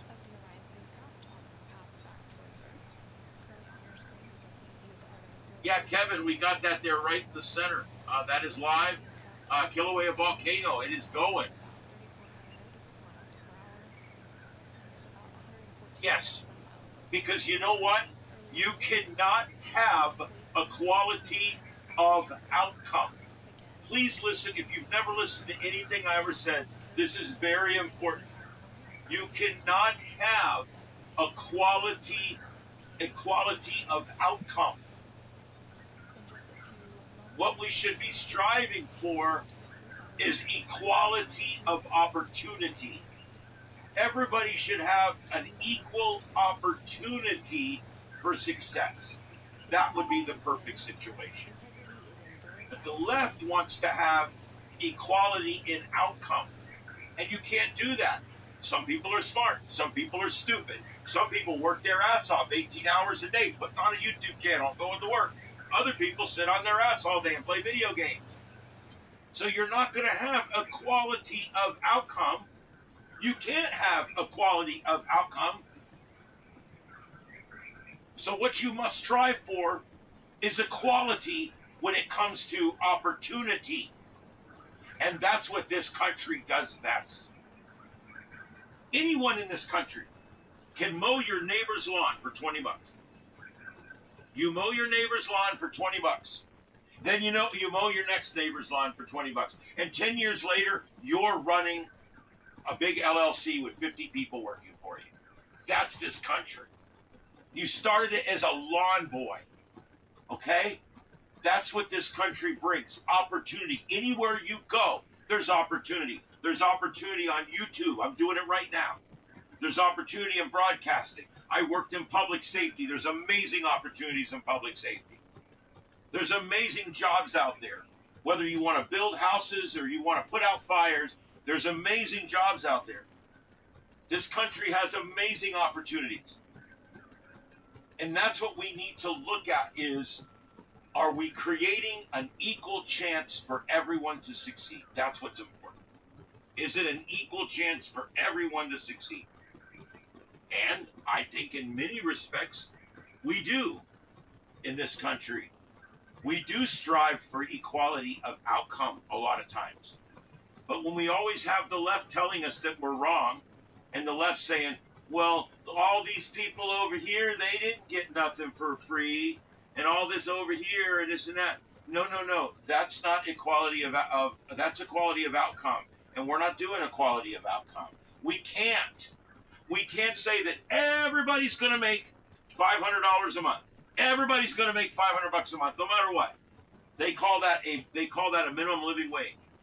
Everybody's going to get just $500 a month as damn these fucking cameras. Oh my God, I hate these cameras. It's doing the thing again where it's freaking doing its own thing. It was fine up until about 10 minutes ago, or 2 minutes ago. It started moving around. I had to load the program up and lock it into where I want it to be. Ridiculous. I swear I hate these things. That's it. If you work hard and you live frugally, you spend wisely, you make good decisions. Everybody has the opportunity in this country to succeed. Everybody has the opportunity to be an entrepreneur, a philanthropist, someone that's successful in life and successful in our community and our society. That's equality of opportunity. And I think that's the one thing I would really like to change about the way the liberals think, is they need to stop this bullshit. You cannot guarantee the outcome for everybody. You can't. All you can do is set it up so that they either pass or fail on their own accord. Besides, we're back to giving everybody a participation trophy, aren't we? That's exactly what we're talking about here. We want everybody to be successful. We want everybody to make a living wage. We want No, because you know what motivates people? Hunger. You know what motivates people? Not having a place to live. You know what motivates people? Yeah, being thirsty, not having your cigarettes, not having your beer, not having your weed, whatever it is you do. That's what I'm talking about. And when you don't have that shit, you go out and get it. If you create a society where no longer does anyone have to work to just make a basic wage, could you imagine what that would look like? I want you to think about that. We're just going to give everybody in the world $800 a month. We're going to give everybody in this country $800 a month. It's a living wage. And you just fill out the paper, you qualify, we give them a living. Think about what would happen in this country if the left got their way. I want you to think about where we would be in this country if everybody earned enough money to get by without having to work. We already only have about 52% of our people in regular or full-time, part-time or full-time jobs. Yeah. Less than 4 minutes away from the That's terrible. return trajectory. It should be higher than. RTC-2 burn. This is the second in a trio of burns for that return trajectory correction. The first RTC burn was completed on flight day 7, and then this burn coming up is the second of those 3 burns, and the final return trajectory correction burn will be completed on flight day 10, about 5 hours prior to entry interface.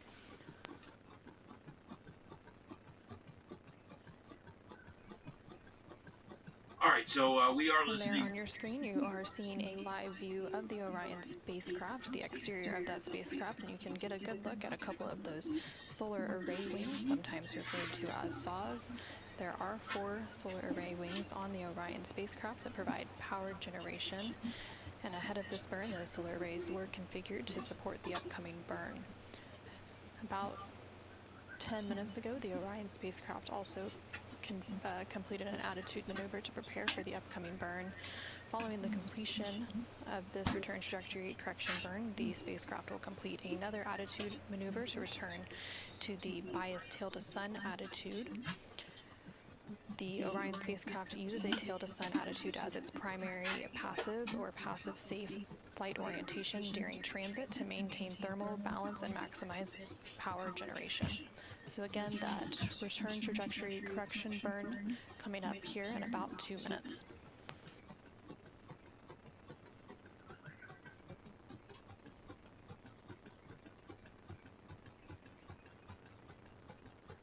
Starbucks is something I would never spend my money on. I've never bought a Starbucks drink.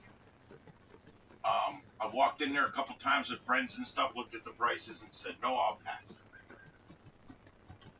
I'm one of these people, you know what? You're going to think I'm a cheap asshole. I don't care.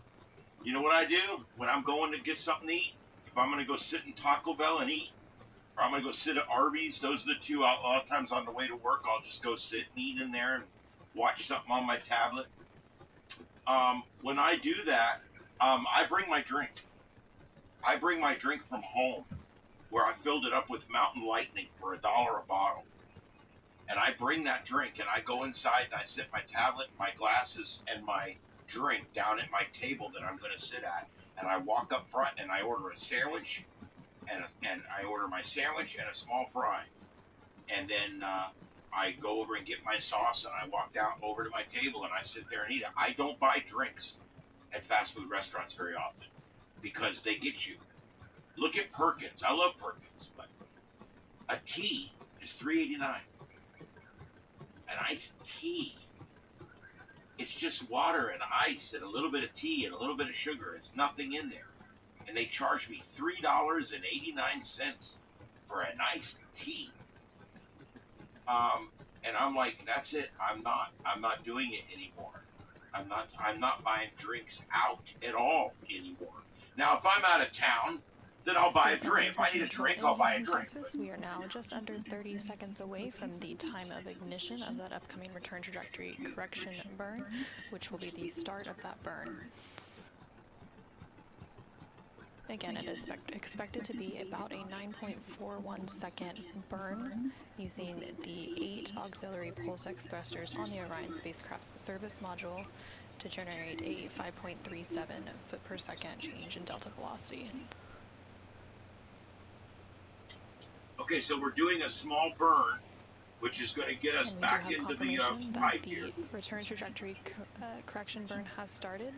That taking place at 9:53 p.m. Central Time, 10:53 p.m. Eastern Time, and we also now have confirmation that the burn has completed. Again, that taking place at 9:53 p.m. Central Time, 10:53 p.m. Eastern Time.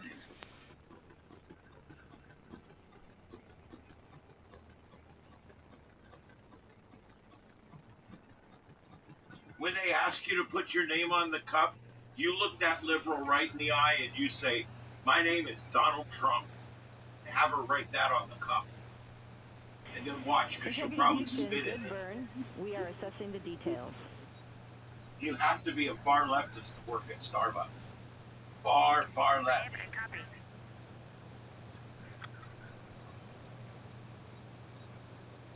This is Artemis Mission Control in Houston, Texas, and we do have that confirmation. Yeah, the that recent the return trajectory refillable correction burn currents was I hear completed, are and the it way to was go a now. good Yeah, burn.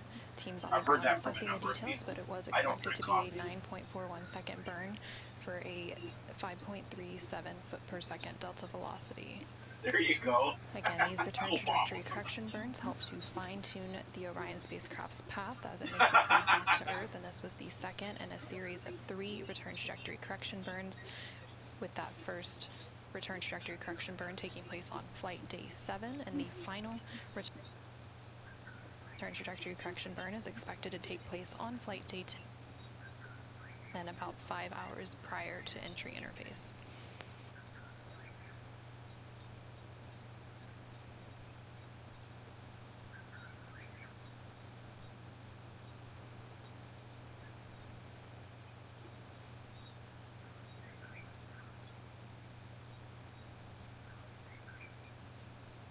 What?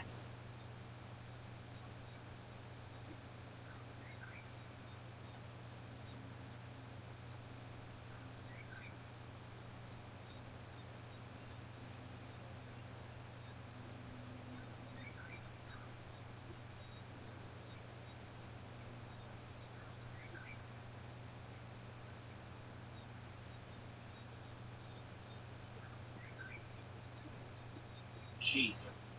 Okay, so I don't normally follow these stories, but this is hilarious.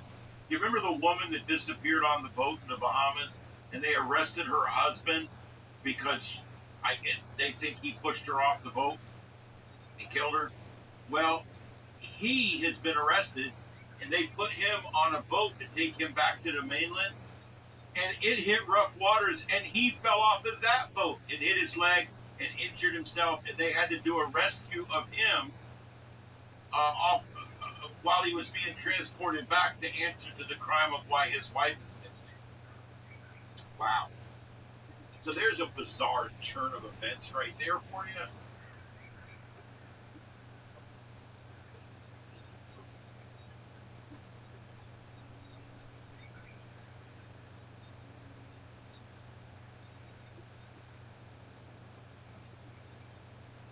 Man, it seems like tonight more Iranians are standing up for themselves and standing against the regime, chanting death to the dictator, echoed through Iran as regime crumbles. Integrity Houston, confirm a good burn, and prop post-burn reconfiguration is complete.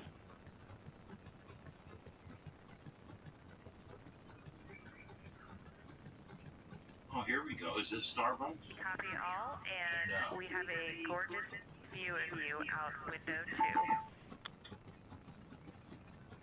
Awesome, we're waving at you. Apparently, California-based Fizz Coffee is had gay pride flags in all their restaurants. They're pulling them. People are pissed. The whatever I forget. See, it's going to be hard.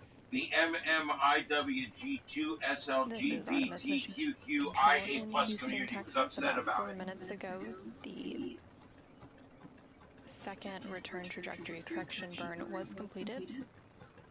That burn taking place at 9:53 p.m. Central, 10:58 Eastern, to further fine-tune the Orion spacecraft's path after. We did get confirmation that it was a good burn. Again, this burn was executed using the 8 auxiliary pulse-X thrusters on the Orion spacecraft's service module. Now that the burn is completed, the Orion spacecraft will conduct another attitude maneuver to return it to the bias tail to sun attitude. Again, the Orion spacecraft uses a tail to sun attitude as its primary passive or passive safe flight orientation during transit to maintain thermal balance and maximize power generation.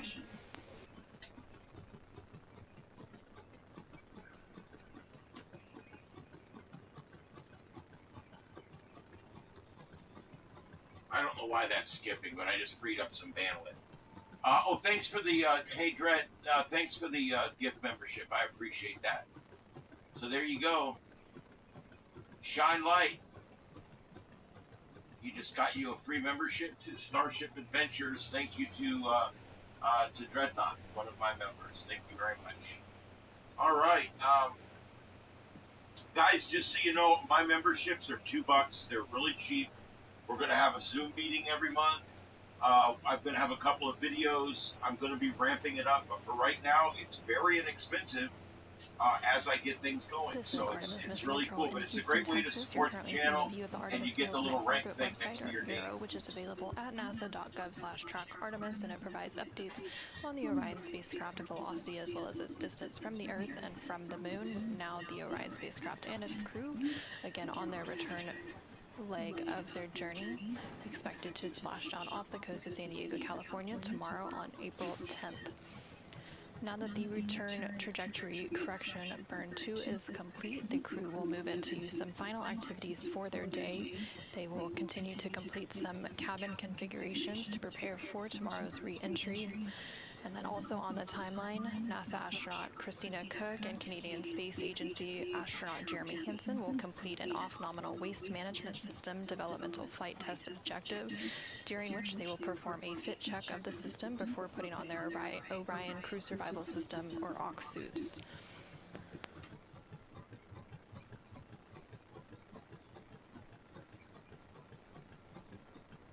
All right, let's talk about this for just a minute here.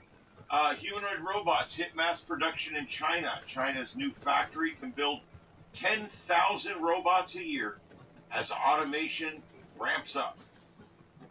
This adds. They're also adding about 10,000 more units per year just in this one group of factories. It's no longer in the prototype phase anymore. This is in real production.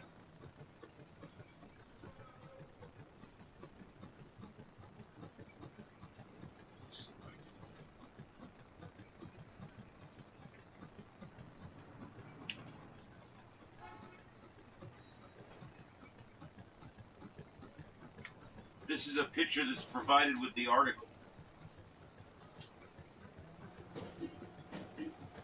Inside China's humanoid robot factory, the production line comes from a partnership between these several different companies. They make the facility stand out as to how, what makes it stand out is how structured and repeatable the process has become. There are 24 precision assembly stages. On top of that, 77 inspection steps. And checks everything before the robot leaves the line. That level of testing matters because reliability has always been a weak spot for humanoid machines. Efficiency also jumped.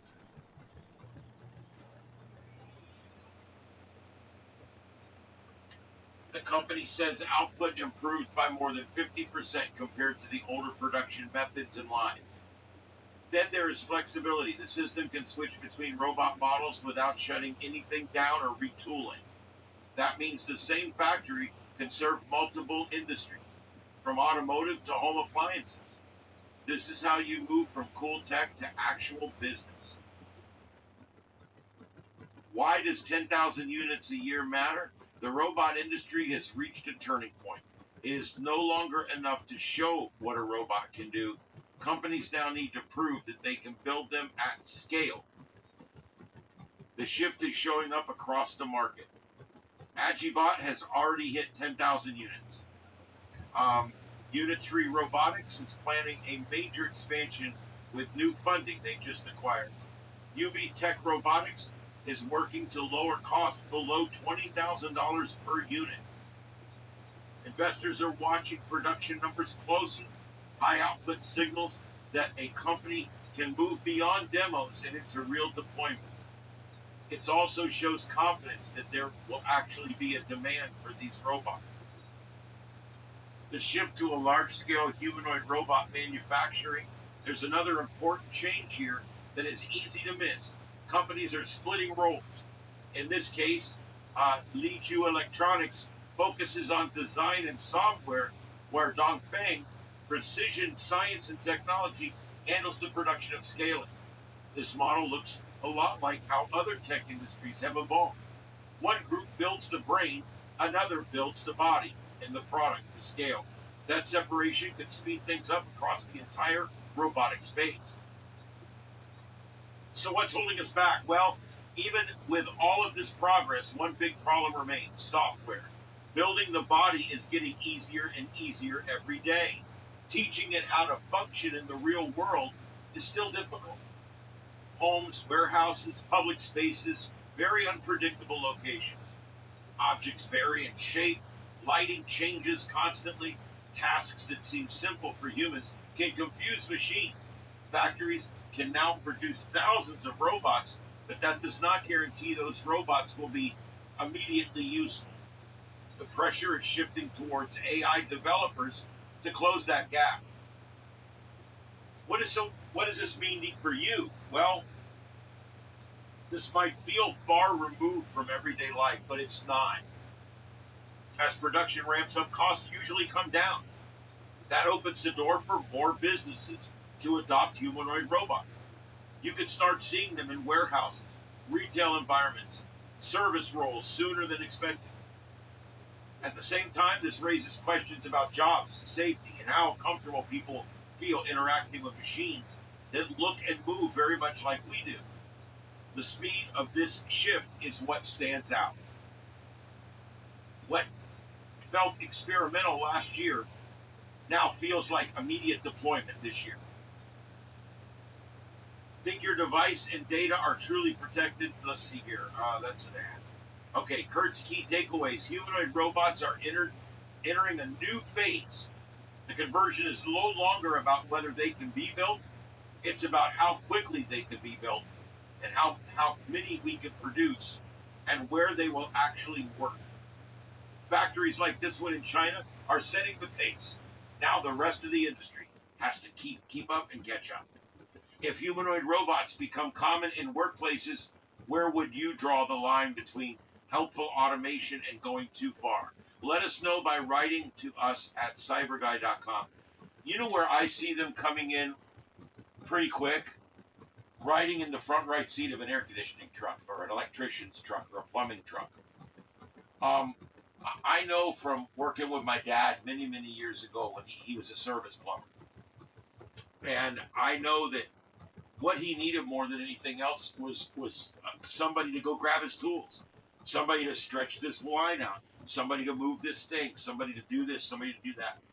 And he was by himself 90% of the time unless I was riding with him. And so I got thinking about it. Guy comes out to service your air conditioner. He could do it twice as fast if he had a machine there that knew exactly what to do. And he could tell the machine, go ahead and remove the cover off the air conditioner while I speak to the client. Zip, zip, zip, zip, zip. He's got a screwdriver in his finger. Zip, zip, zip, zip, zip, zip, zip, zip, zip, zip, zip, zip, and it comes off. Okay? While you're talking to the customer. You know? Oh, hey, look, yeah, it's our new robot. So anyway, we're gonna do a complete service. And he knows what to do. Now, you may not want him to do everything. There's going to be some things you want to do, messing around with the coils and cleaning the coils and stuff. So now you have him go check this, go do that, run to the truck, get my tool. I see that as something we can do right away because it continuously has human contact and human supervision. I also see them working a lot in warehouses. I see these things being used in an Amazon warehouse within 18 months. I think they're already testing them right now. And what it would do is this thing would walk around and it would pick up packages and just drop them in boxes and move packages around. It would just completely, we're going to be able to revolutionize this again. You know, Amazon's already offering me overnight delivery now where I can order it at 6 o'clock at night and I can get it tomorrow morning between 4 and 7 a.m. or some shit. Crazy stuff. I can order something at 2 in the afternoon. It arrives by 7 in the evening. This is amazing. Now, when we add robots to this, and eventually robot drivers to this, it's going to be amazing. We'll be able to get our products within just a few hours.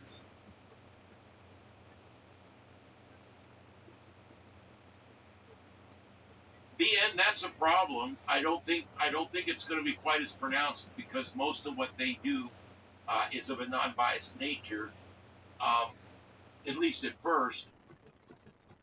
But it does worry me that most of the people developing and creating and programming AI, many of them are far leftist, and that does bother me. I'm not going to lie to you; it bothers me. But it can't be helped. It is what it is. That's why I'm encouraged by things like I was on ChatGPT for a year, and that thing got so woke I couldn't even use it to make my meta packages anymore for my shows. I went to Grok and trained it what I wanted it to do, and it makes all my meta packages now because ChatGPT is off the deep end.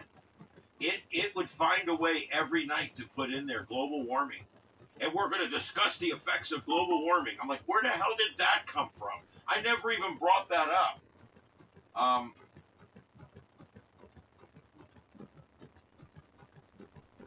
You don't think what happened?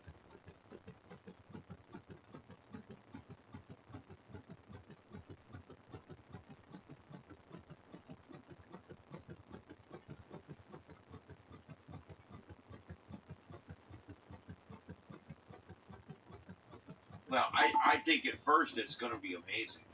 It is going to be amazing. There will be issues with it. We will report in a few years here of the first person that was killed by their AI. It was an accident. It went crazy. The programming went nuts, and the thing beat the shit out of them. It's going to happen.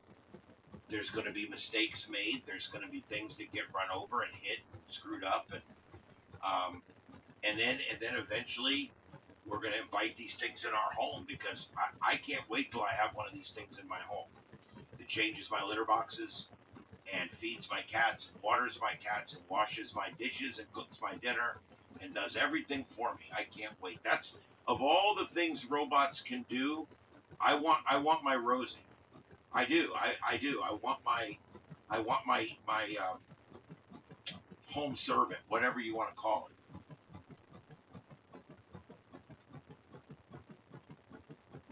Well, and that's another thing these things will do well. Guarding. Now guards don't necessarily tackle people and beat them up. Guards observe and report. They're going to be good at that. We're already using AI and robots to do that now. I think the college here in town is they've got these roving sentries that are always rolling around. And they'll roll around for 3 or 4 hours, and then they'll go roll themselves over and charge themselves for a while. And they've got 4 or 5 of these things, and they unplug and they roll all around. They take photographs of everything. They look for things that are not proper, doors that are not closed properly. They look for anybody in distress. They listen for the sounds of humans in distress. It's kind of neat, really. And where it's being used is, I guess, appropriate. In parking garages at universities and stuff.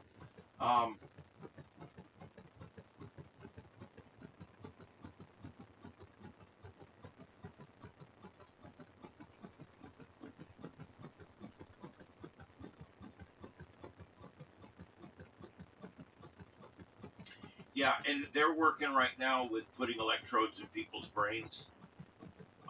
They're working with people right now that are quadriplegic. And they're placing electrodes within their brain. And then those people, over time, can learn how to manipulate those contacts. And once you can manipulate 5 contacts, you can now use a mouse that's up and down, left and right, and left click do. And you add one more to it, you got right click functionality. So in other words, all we need is your brain to be able to control 6 closures. And you would have complete control of a computer. I think this is important to get people who are unable to use the computer back to where they can use it again. I think it's important. Now, whether you want to put this in your brain, it's completely up to you. I don't want it in mine. But if I was a quadriplegic, I would be like, Jesus, anything to improve my life. Yes, please.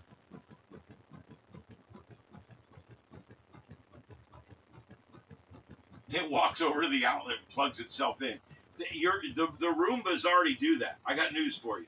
There's already these electronic sweeping machines that sweep your carpet automatically. And those will run themselves back over and plug themselves back in. Merlin, I've been saying this for a while. You know, I had a loved one in a nursing home a while back. Now, we've got her out now. She's doing better. But when you go to these nursing homes, and of course, being retired from the fire service, I saw a lot of this as well. Even though, thank God, we didn't have a nursing home in my district. But nursing homes are where this AI technology is going to be great. Because I know that the person in the room with my loved one would shit her bed, right? And she'd hit the button. And she'd sit there laying in her shit for 90 minutes until they could get 2 or 3 people together to come change her. And then they would come in, right? And one of them's 5'1", one of them's 5 foot, and one of them's 5'3". And they come walking in there and they're putting their gloves on. And this woman laying in the bed, she's 400 pounds. She's got shit all up and down her crack. And we got to get this cleaned up. We got to get. And I'm thinking, my God, they can't lift this woman. They're barely tall enough to lift this woman. They certainly don't have the strength to lift this woman. And they're struggling. And I loaded my mom in the wheelchair and we left. Let's go walk around. But I'm thinking that's where you could have the machine right above them. It's already in the room. It's right above them. And when they need to get up to go to the bathroom, the 4 arms would come down. And whatever needs to be done to get them up, to get them moved, to get them changed, it can all be done by these 4 robotic arms that come down. And now my loved one doesn't have to sit in their own feces for 90 minutes while these assholes get off their phone and come change your diaper. That's bullshit. But anyway, I think that's where it's going to become very helpful.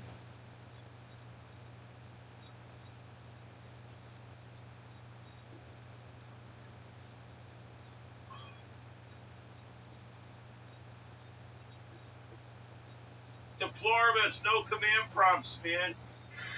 No command prompts. But I'm glad you got it going.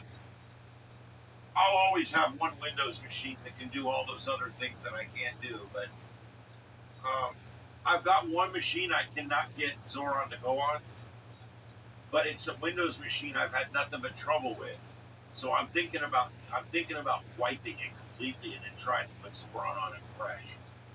If not, I may keep it as my one Windows machine. I need to keep one Windows machine that I can run Chirp and different things on.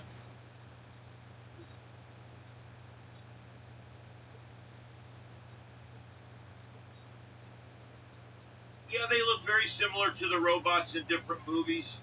This is, I mean, I have to admit, if you're going to make them look like anything, this is what they're going to look like. So, another alert coming in here.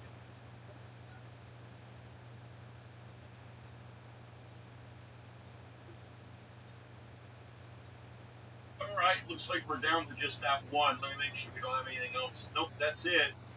We're down to just this one. It's starting to really quiet down out there. This is a severe thunderstorm warning.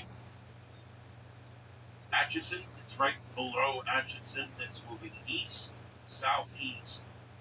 Oh, let's not do that.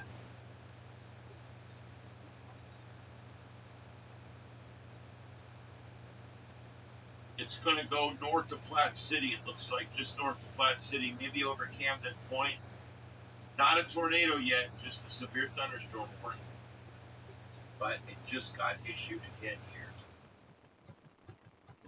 Look at that shot on the Artemis. That's a live shot from the wing camera,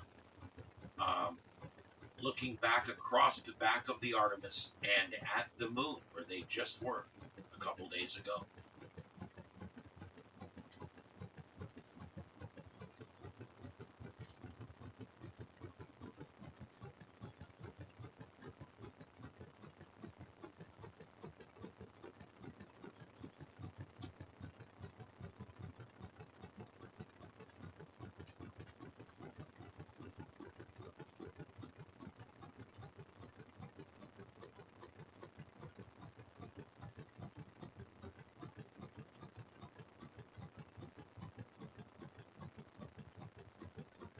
of MMIW G2SLGBTQIA+. This is I've been wanting to set this, so I'm trying to set the positioning on this so that it's just of MMIW G2SLGBTQIA+. This that's close. This one's not my work computer is so much easier to set this stuff on. of MMIW G2SLGBTQIA+. Yeah, because I'm going to need that on my button bar because there's no way I'll ever be able to memorize it. I don't think I'll ever be able to memorize that. I really don't. I don't know. I will never apologize for standing up for an LGBTQ2 plus kids' rights to not have to undergo conversion therapy.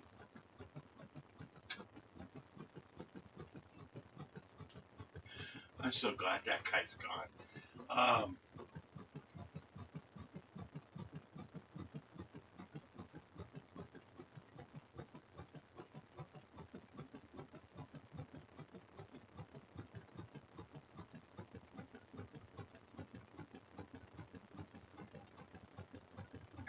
Echo.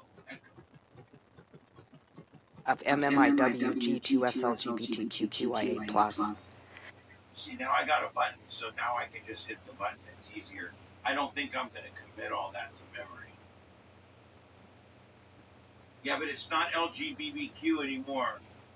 It's not. It's MMIW2SLGBTQQAI2+. So, make a note of that.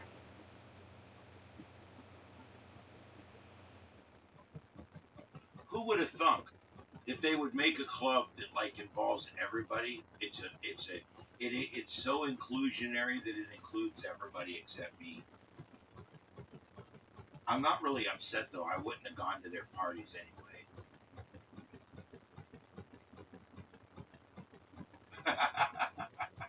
Yeah, you should hear mine. Oh my goodness. Oh boy. Yeah, if you're up in a few hours, check out Kilauea because the volcano, because it'll be getting dark there in 2 or 3 hours. Also, we have gone through first light, and now it is the sun has started to rise in the Middle East. And of course, we've got the Artemis folks talking right now. Put them through that EVA simulation, and because these astronauts didn't get a chance to land on the moon, but they get to pave the way for the Artemis 4 and 5 and so on astronauts, so they'll be prepared and ready to go. And I'm looking forward to that EVA simulation. Well, that's great, and thank you so much. Again, this was Jason Norcross, lead for the obstacle courses that the Artemis 2 crew will be completing once they return back home to Earth. Thank you so much, Jason. You're welcome. Thank you. All right, there you go. And we will cover that tomorrow, the re-entry and all that. I'm not sure exactly what time it's all going to happen tomorrow. Let me see if I can come up with that.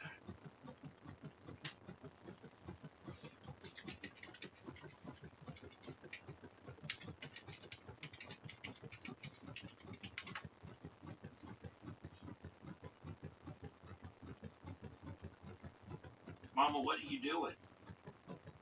Hi, Mama. What are you doing? You okay?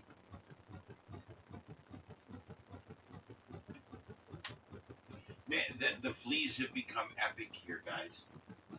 Just in the last 2 weeks, I've had to buy powders and sprays and collars, and they're not bad out here. She may end up getting a flea collar, though, in the next week if they start getting out here. I only put flea collars on them when I need to because the fleas have gotten used to the hearts. And I put hearts flea collars on all of them because I got 10 cats. And if I got like 8, I put collars on. The rest are feral that I just feed. But basically, I put these $5 collars on them, and they work okay. But the thing is, these fleas get used to a certain kind of poison. Now, there's these new ones called Seresto, I think it's called. They're $60 a piece, and they only work for 8 months. But we've bought a few of those. The last time we had a flea pandemic here, we tried those, and they work. The fleas have no defense for whatever medication that is. And so what's cool is you put those on a cat, 12 hours later, they're completely flea-free for 8 months. They work really great. They're $60. If I do 8 cats at $60, that's quite a chunk. So I'm trying to get it under control by just using the $5 hearts collars. And I put down a bunch of this all natural stuff that's not supposed to hurt the cats. It's not working. It's not cutting it. So what I'm going to do on Saturday, I'm going to take the boys out of the room, and I'm going to lock them into the big part of the house, bring their cat box, their food, their water, everything out to the big part of the house. And then I'm going to go in there, and I'm going to soak the carpet. I'm going to soak everything with this really strong spray I bought. It's for fleas and bed bugs. I don't know if you guys realize they're not. Fleas and bed bugs are actually in the same family. They're the same kind of critter. It's just one prefers your cat and one prefers your bed. But there you go.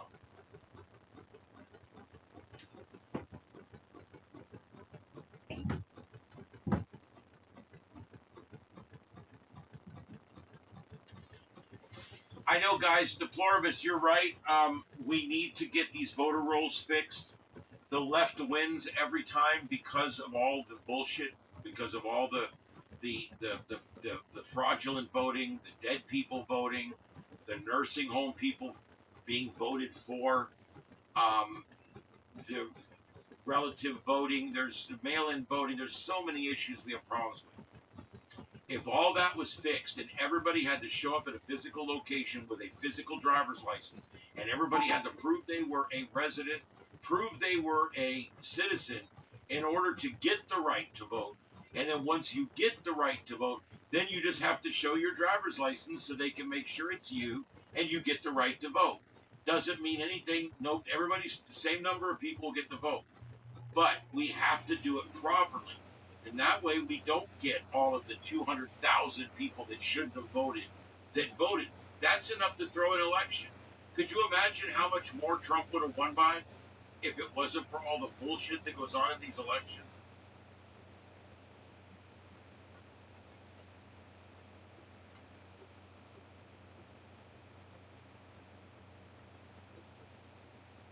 Yes, Merlin. Yes, that's one of the things I got. I'm going to be putting that down in the carpet, and I'm going to put that down in the carpet, and then I'm going to brush it in with a broom. I'm going to broom it into the carpet. Then I'm going to spray the top of the carpet with this spray, and I'm going to keep the cats locked out for 18 hours. And if that doesn't do it, I go nuclear. What happens after that? And I've only done this twice in my life, but I will do it. I go buy a thing of, what do they call it? Visqueen. Just plastic, big roll of plastic. And I'll go in there and I'll lay that Visqueen out on the floor, and I'll cut it to where it goes up under the bed, goes all around everything, and I'll cut it and lay it on the floor, and tuck it in all around everything, tuck it under things if you can, tuck it, put it way up under the bed, put it as many places as you can. Then you let the cats back in. Now the cats can't touch the carpet where the poison is, and the fleas can't jump out of the carpet when your cat walks by. Your cats run around on this plastic for a few days, and the fleas literally starve to death. They get their food and their water from the blood they drink from your cats. And so if there is no cats, they die. One other time I had to deal with fleas. And what I ended up doing was I went and stayed in my spare bedroom.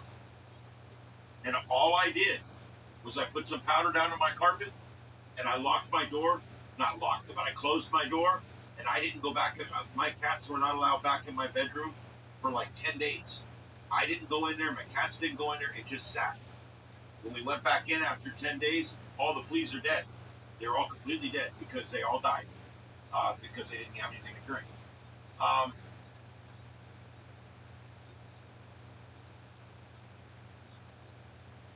yeah, there you go, Kevin. There you go. That's the same thing for me, guys. If I die between now and November, please make sure I vote Republican. Yeah, that's true.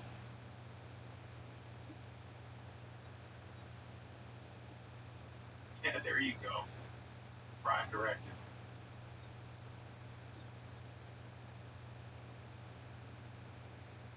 You're a bird man, cats scare us. Well, don't come around here because I got lots of cats. Although my cats are mostly pretty chill.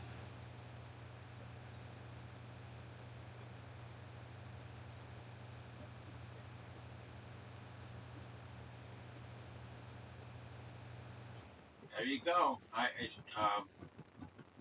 Sanguine, I agree.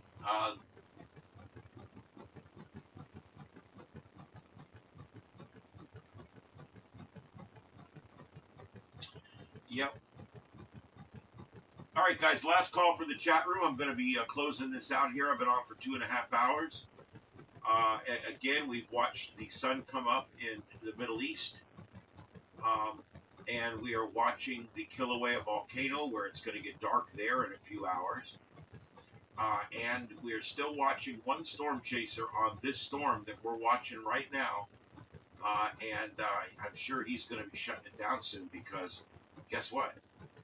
They have allowed the last severe thunderstorm warning in the country to expire. I don't think there's anything left now. We do still have this area where there could be some bad weather, but that'll disappear here in the next hour or so. And there you go, guys. Let's go to the composite and take a peek. That's it. That's all there is. And the only place in the whole country where we might get some strong weather tonight is here. And I kind of almost think that this might be kind of over with for now. And again, no severe thunderstorm warnings or tornado warnings anywhere in the contiguous 48.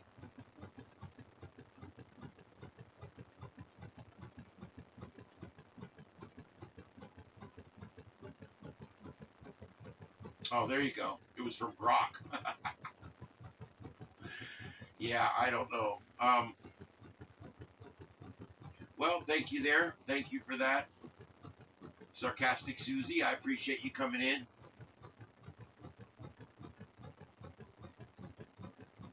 Thanks everybody else for coming in. Yeah, new day tomorrow. We're going to see what happens, guys. There's a chance we could wake up in the morning and all hell could be breaking loose in the Middle East. They're defying Trump directly right now, which means he might just bomb them back to Jesus, if you know what I mean. So we'll have to see what happens.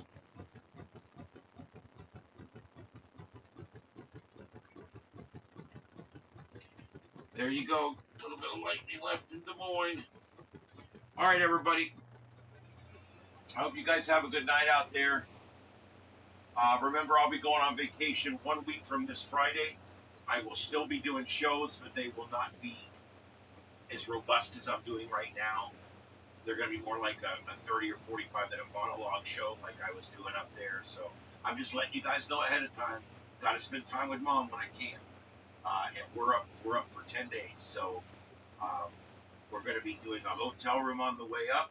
I'll be doing a live show a week from this coming Friday night. I will be in a hotel outside of Atlanta, Georgia.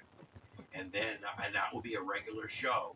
And then starting a week from this coming Saturday, I will have about 8 days where I'll be doing whatever I can get out of the cabin up there. And then on the way home, we're stopping in Tallahassee. I'll be doing a live in Tallahassee from the Capitol earlier in the day. I'll also do a 9 p.m. show on Sunday night from Tallahassee, and then we're driving back Monday morning. So there you go. It's going to be a fun trip, and there's a bunch of different broadcasting we're going to be doing. I'm trying to get a day to where I think I'm going to have a day to where I can drive over and see Heath and pick him up, and we'll go do some ham radio stuff for a few hours. we'll see how that goes.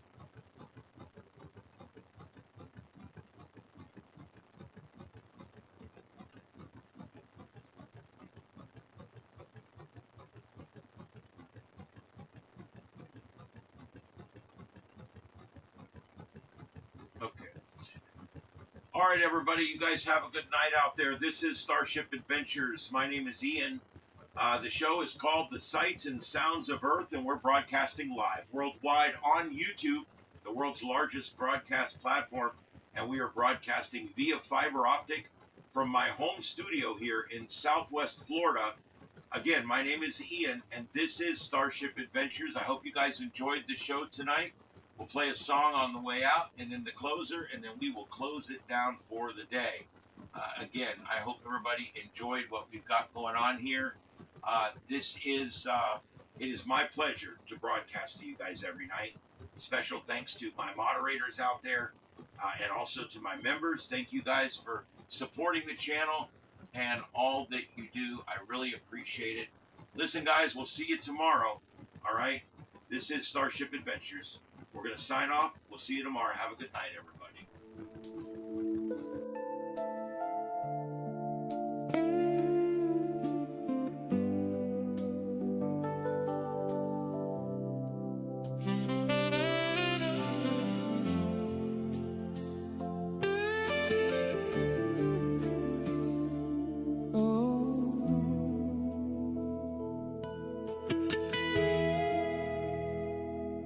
I was just a kid back in '69.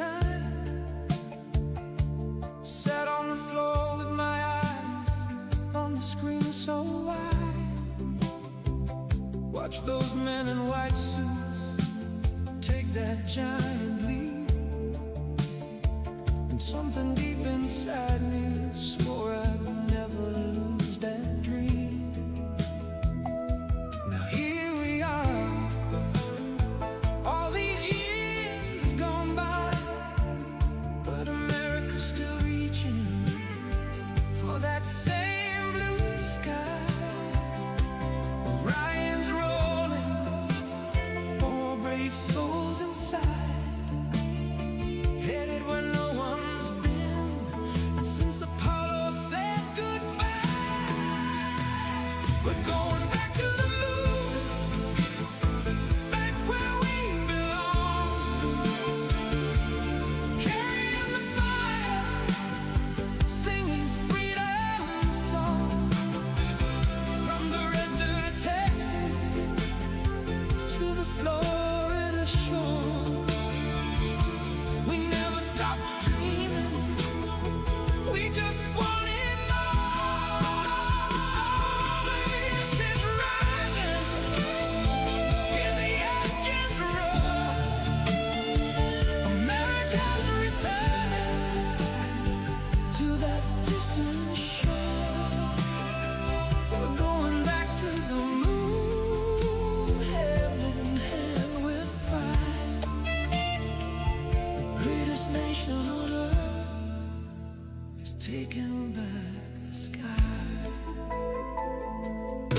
They said it couldn't be done, said we lost our way, but look at us now, we're flying higher every day.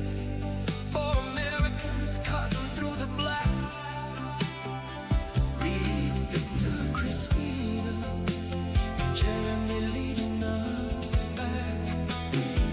They slipped behind the moon, lost every voice on earth. 45 minutes of silence, then they proved their worth.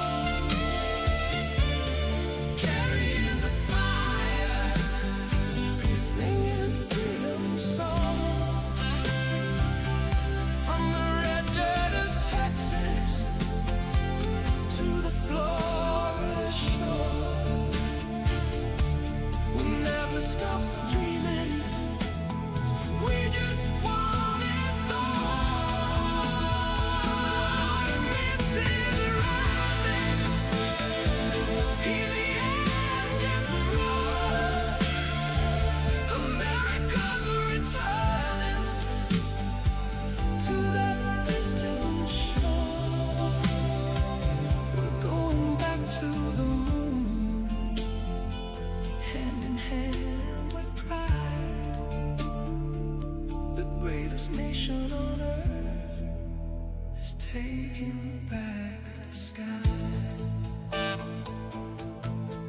Some say we're too divided, say we've lost our spark.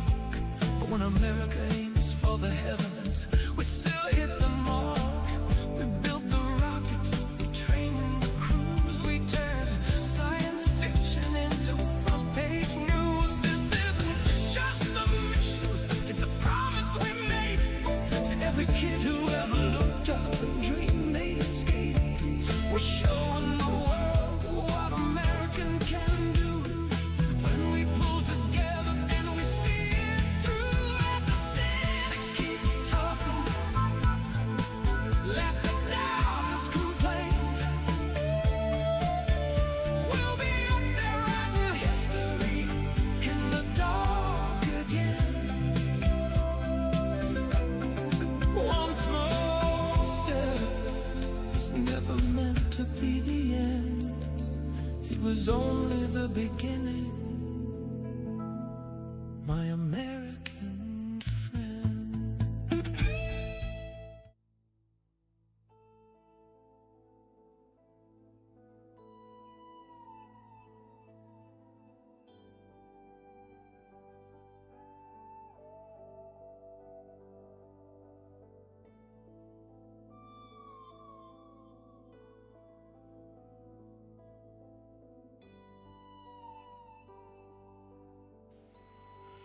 This is the YouTube channel Starship Adventures, broadcasting live from Starship Studios in North Fort Myers, Florida, in the United States of America. We thank you for joining us this evening for another broadcast of the Sights and Sounds of Earth, covering every breaking news story across this troubled planet of ours. We brought you the raw, unfiltered pulse of the world in real time through our unique multi-screen format, broadcasting in high definition worldwide via fiber optic connection. Starship Adventures, a new kind of YouTube content.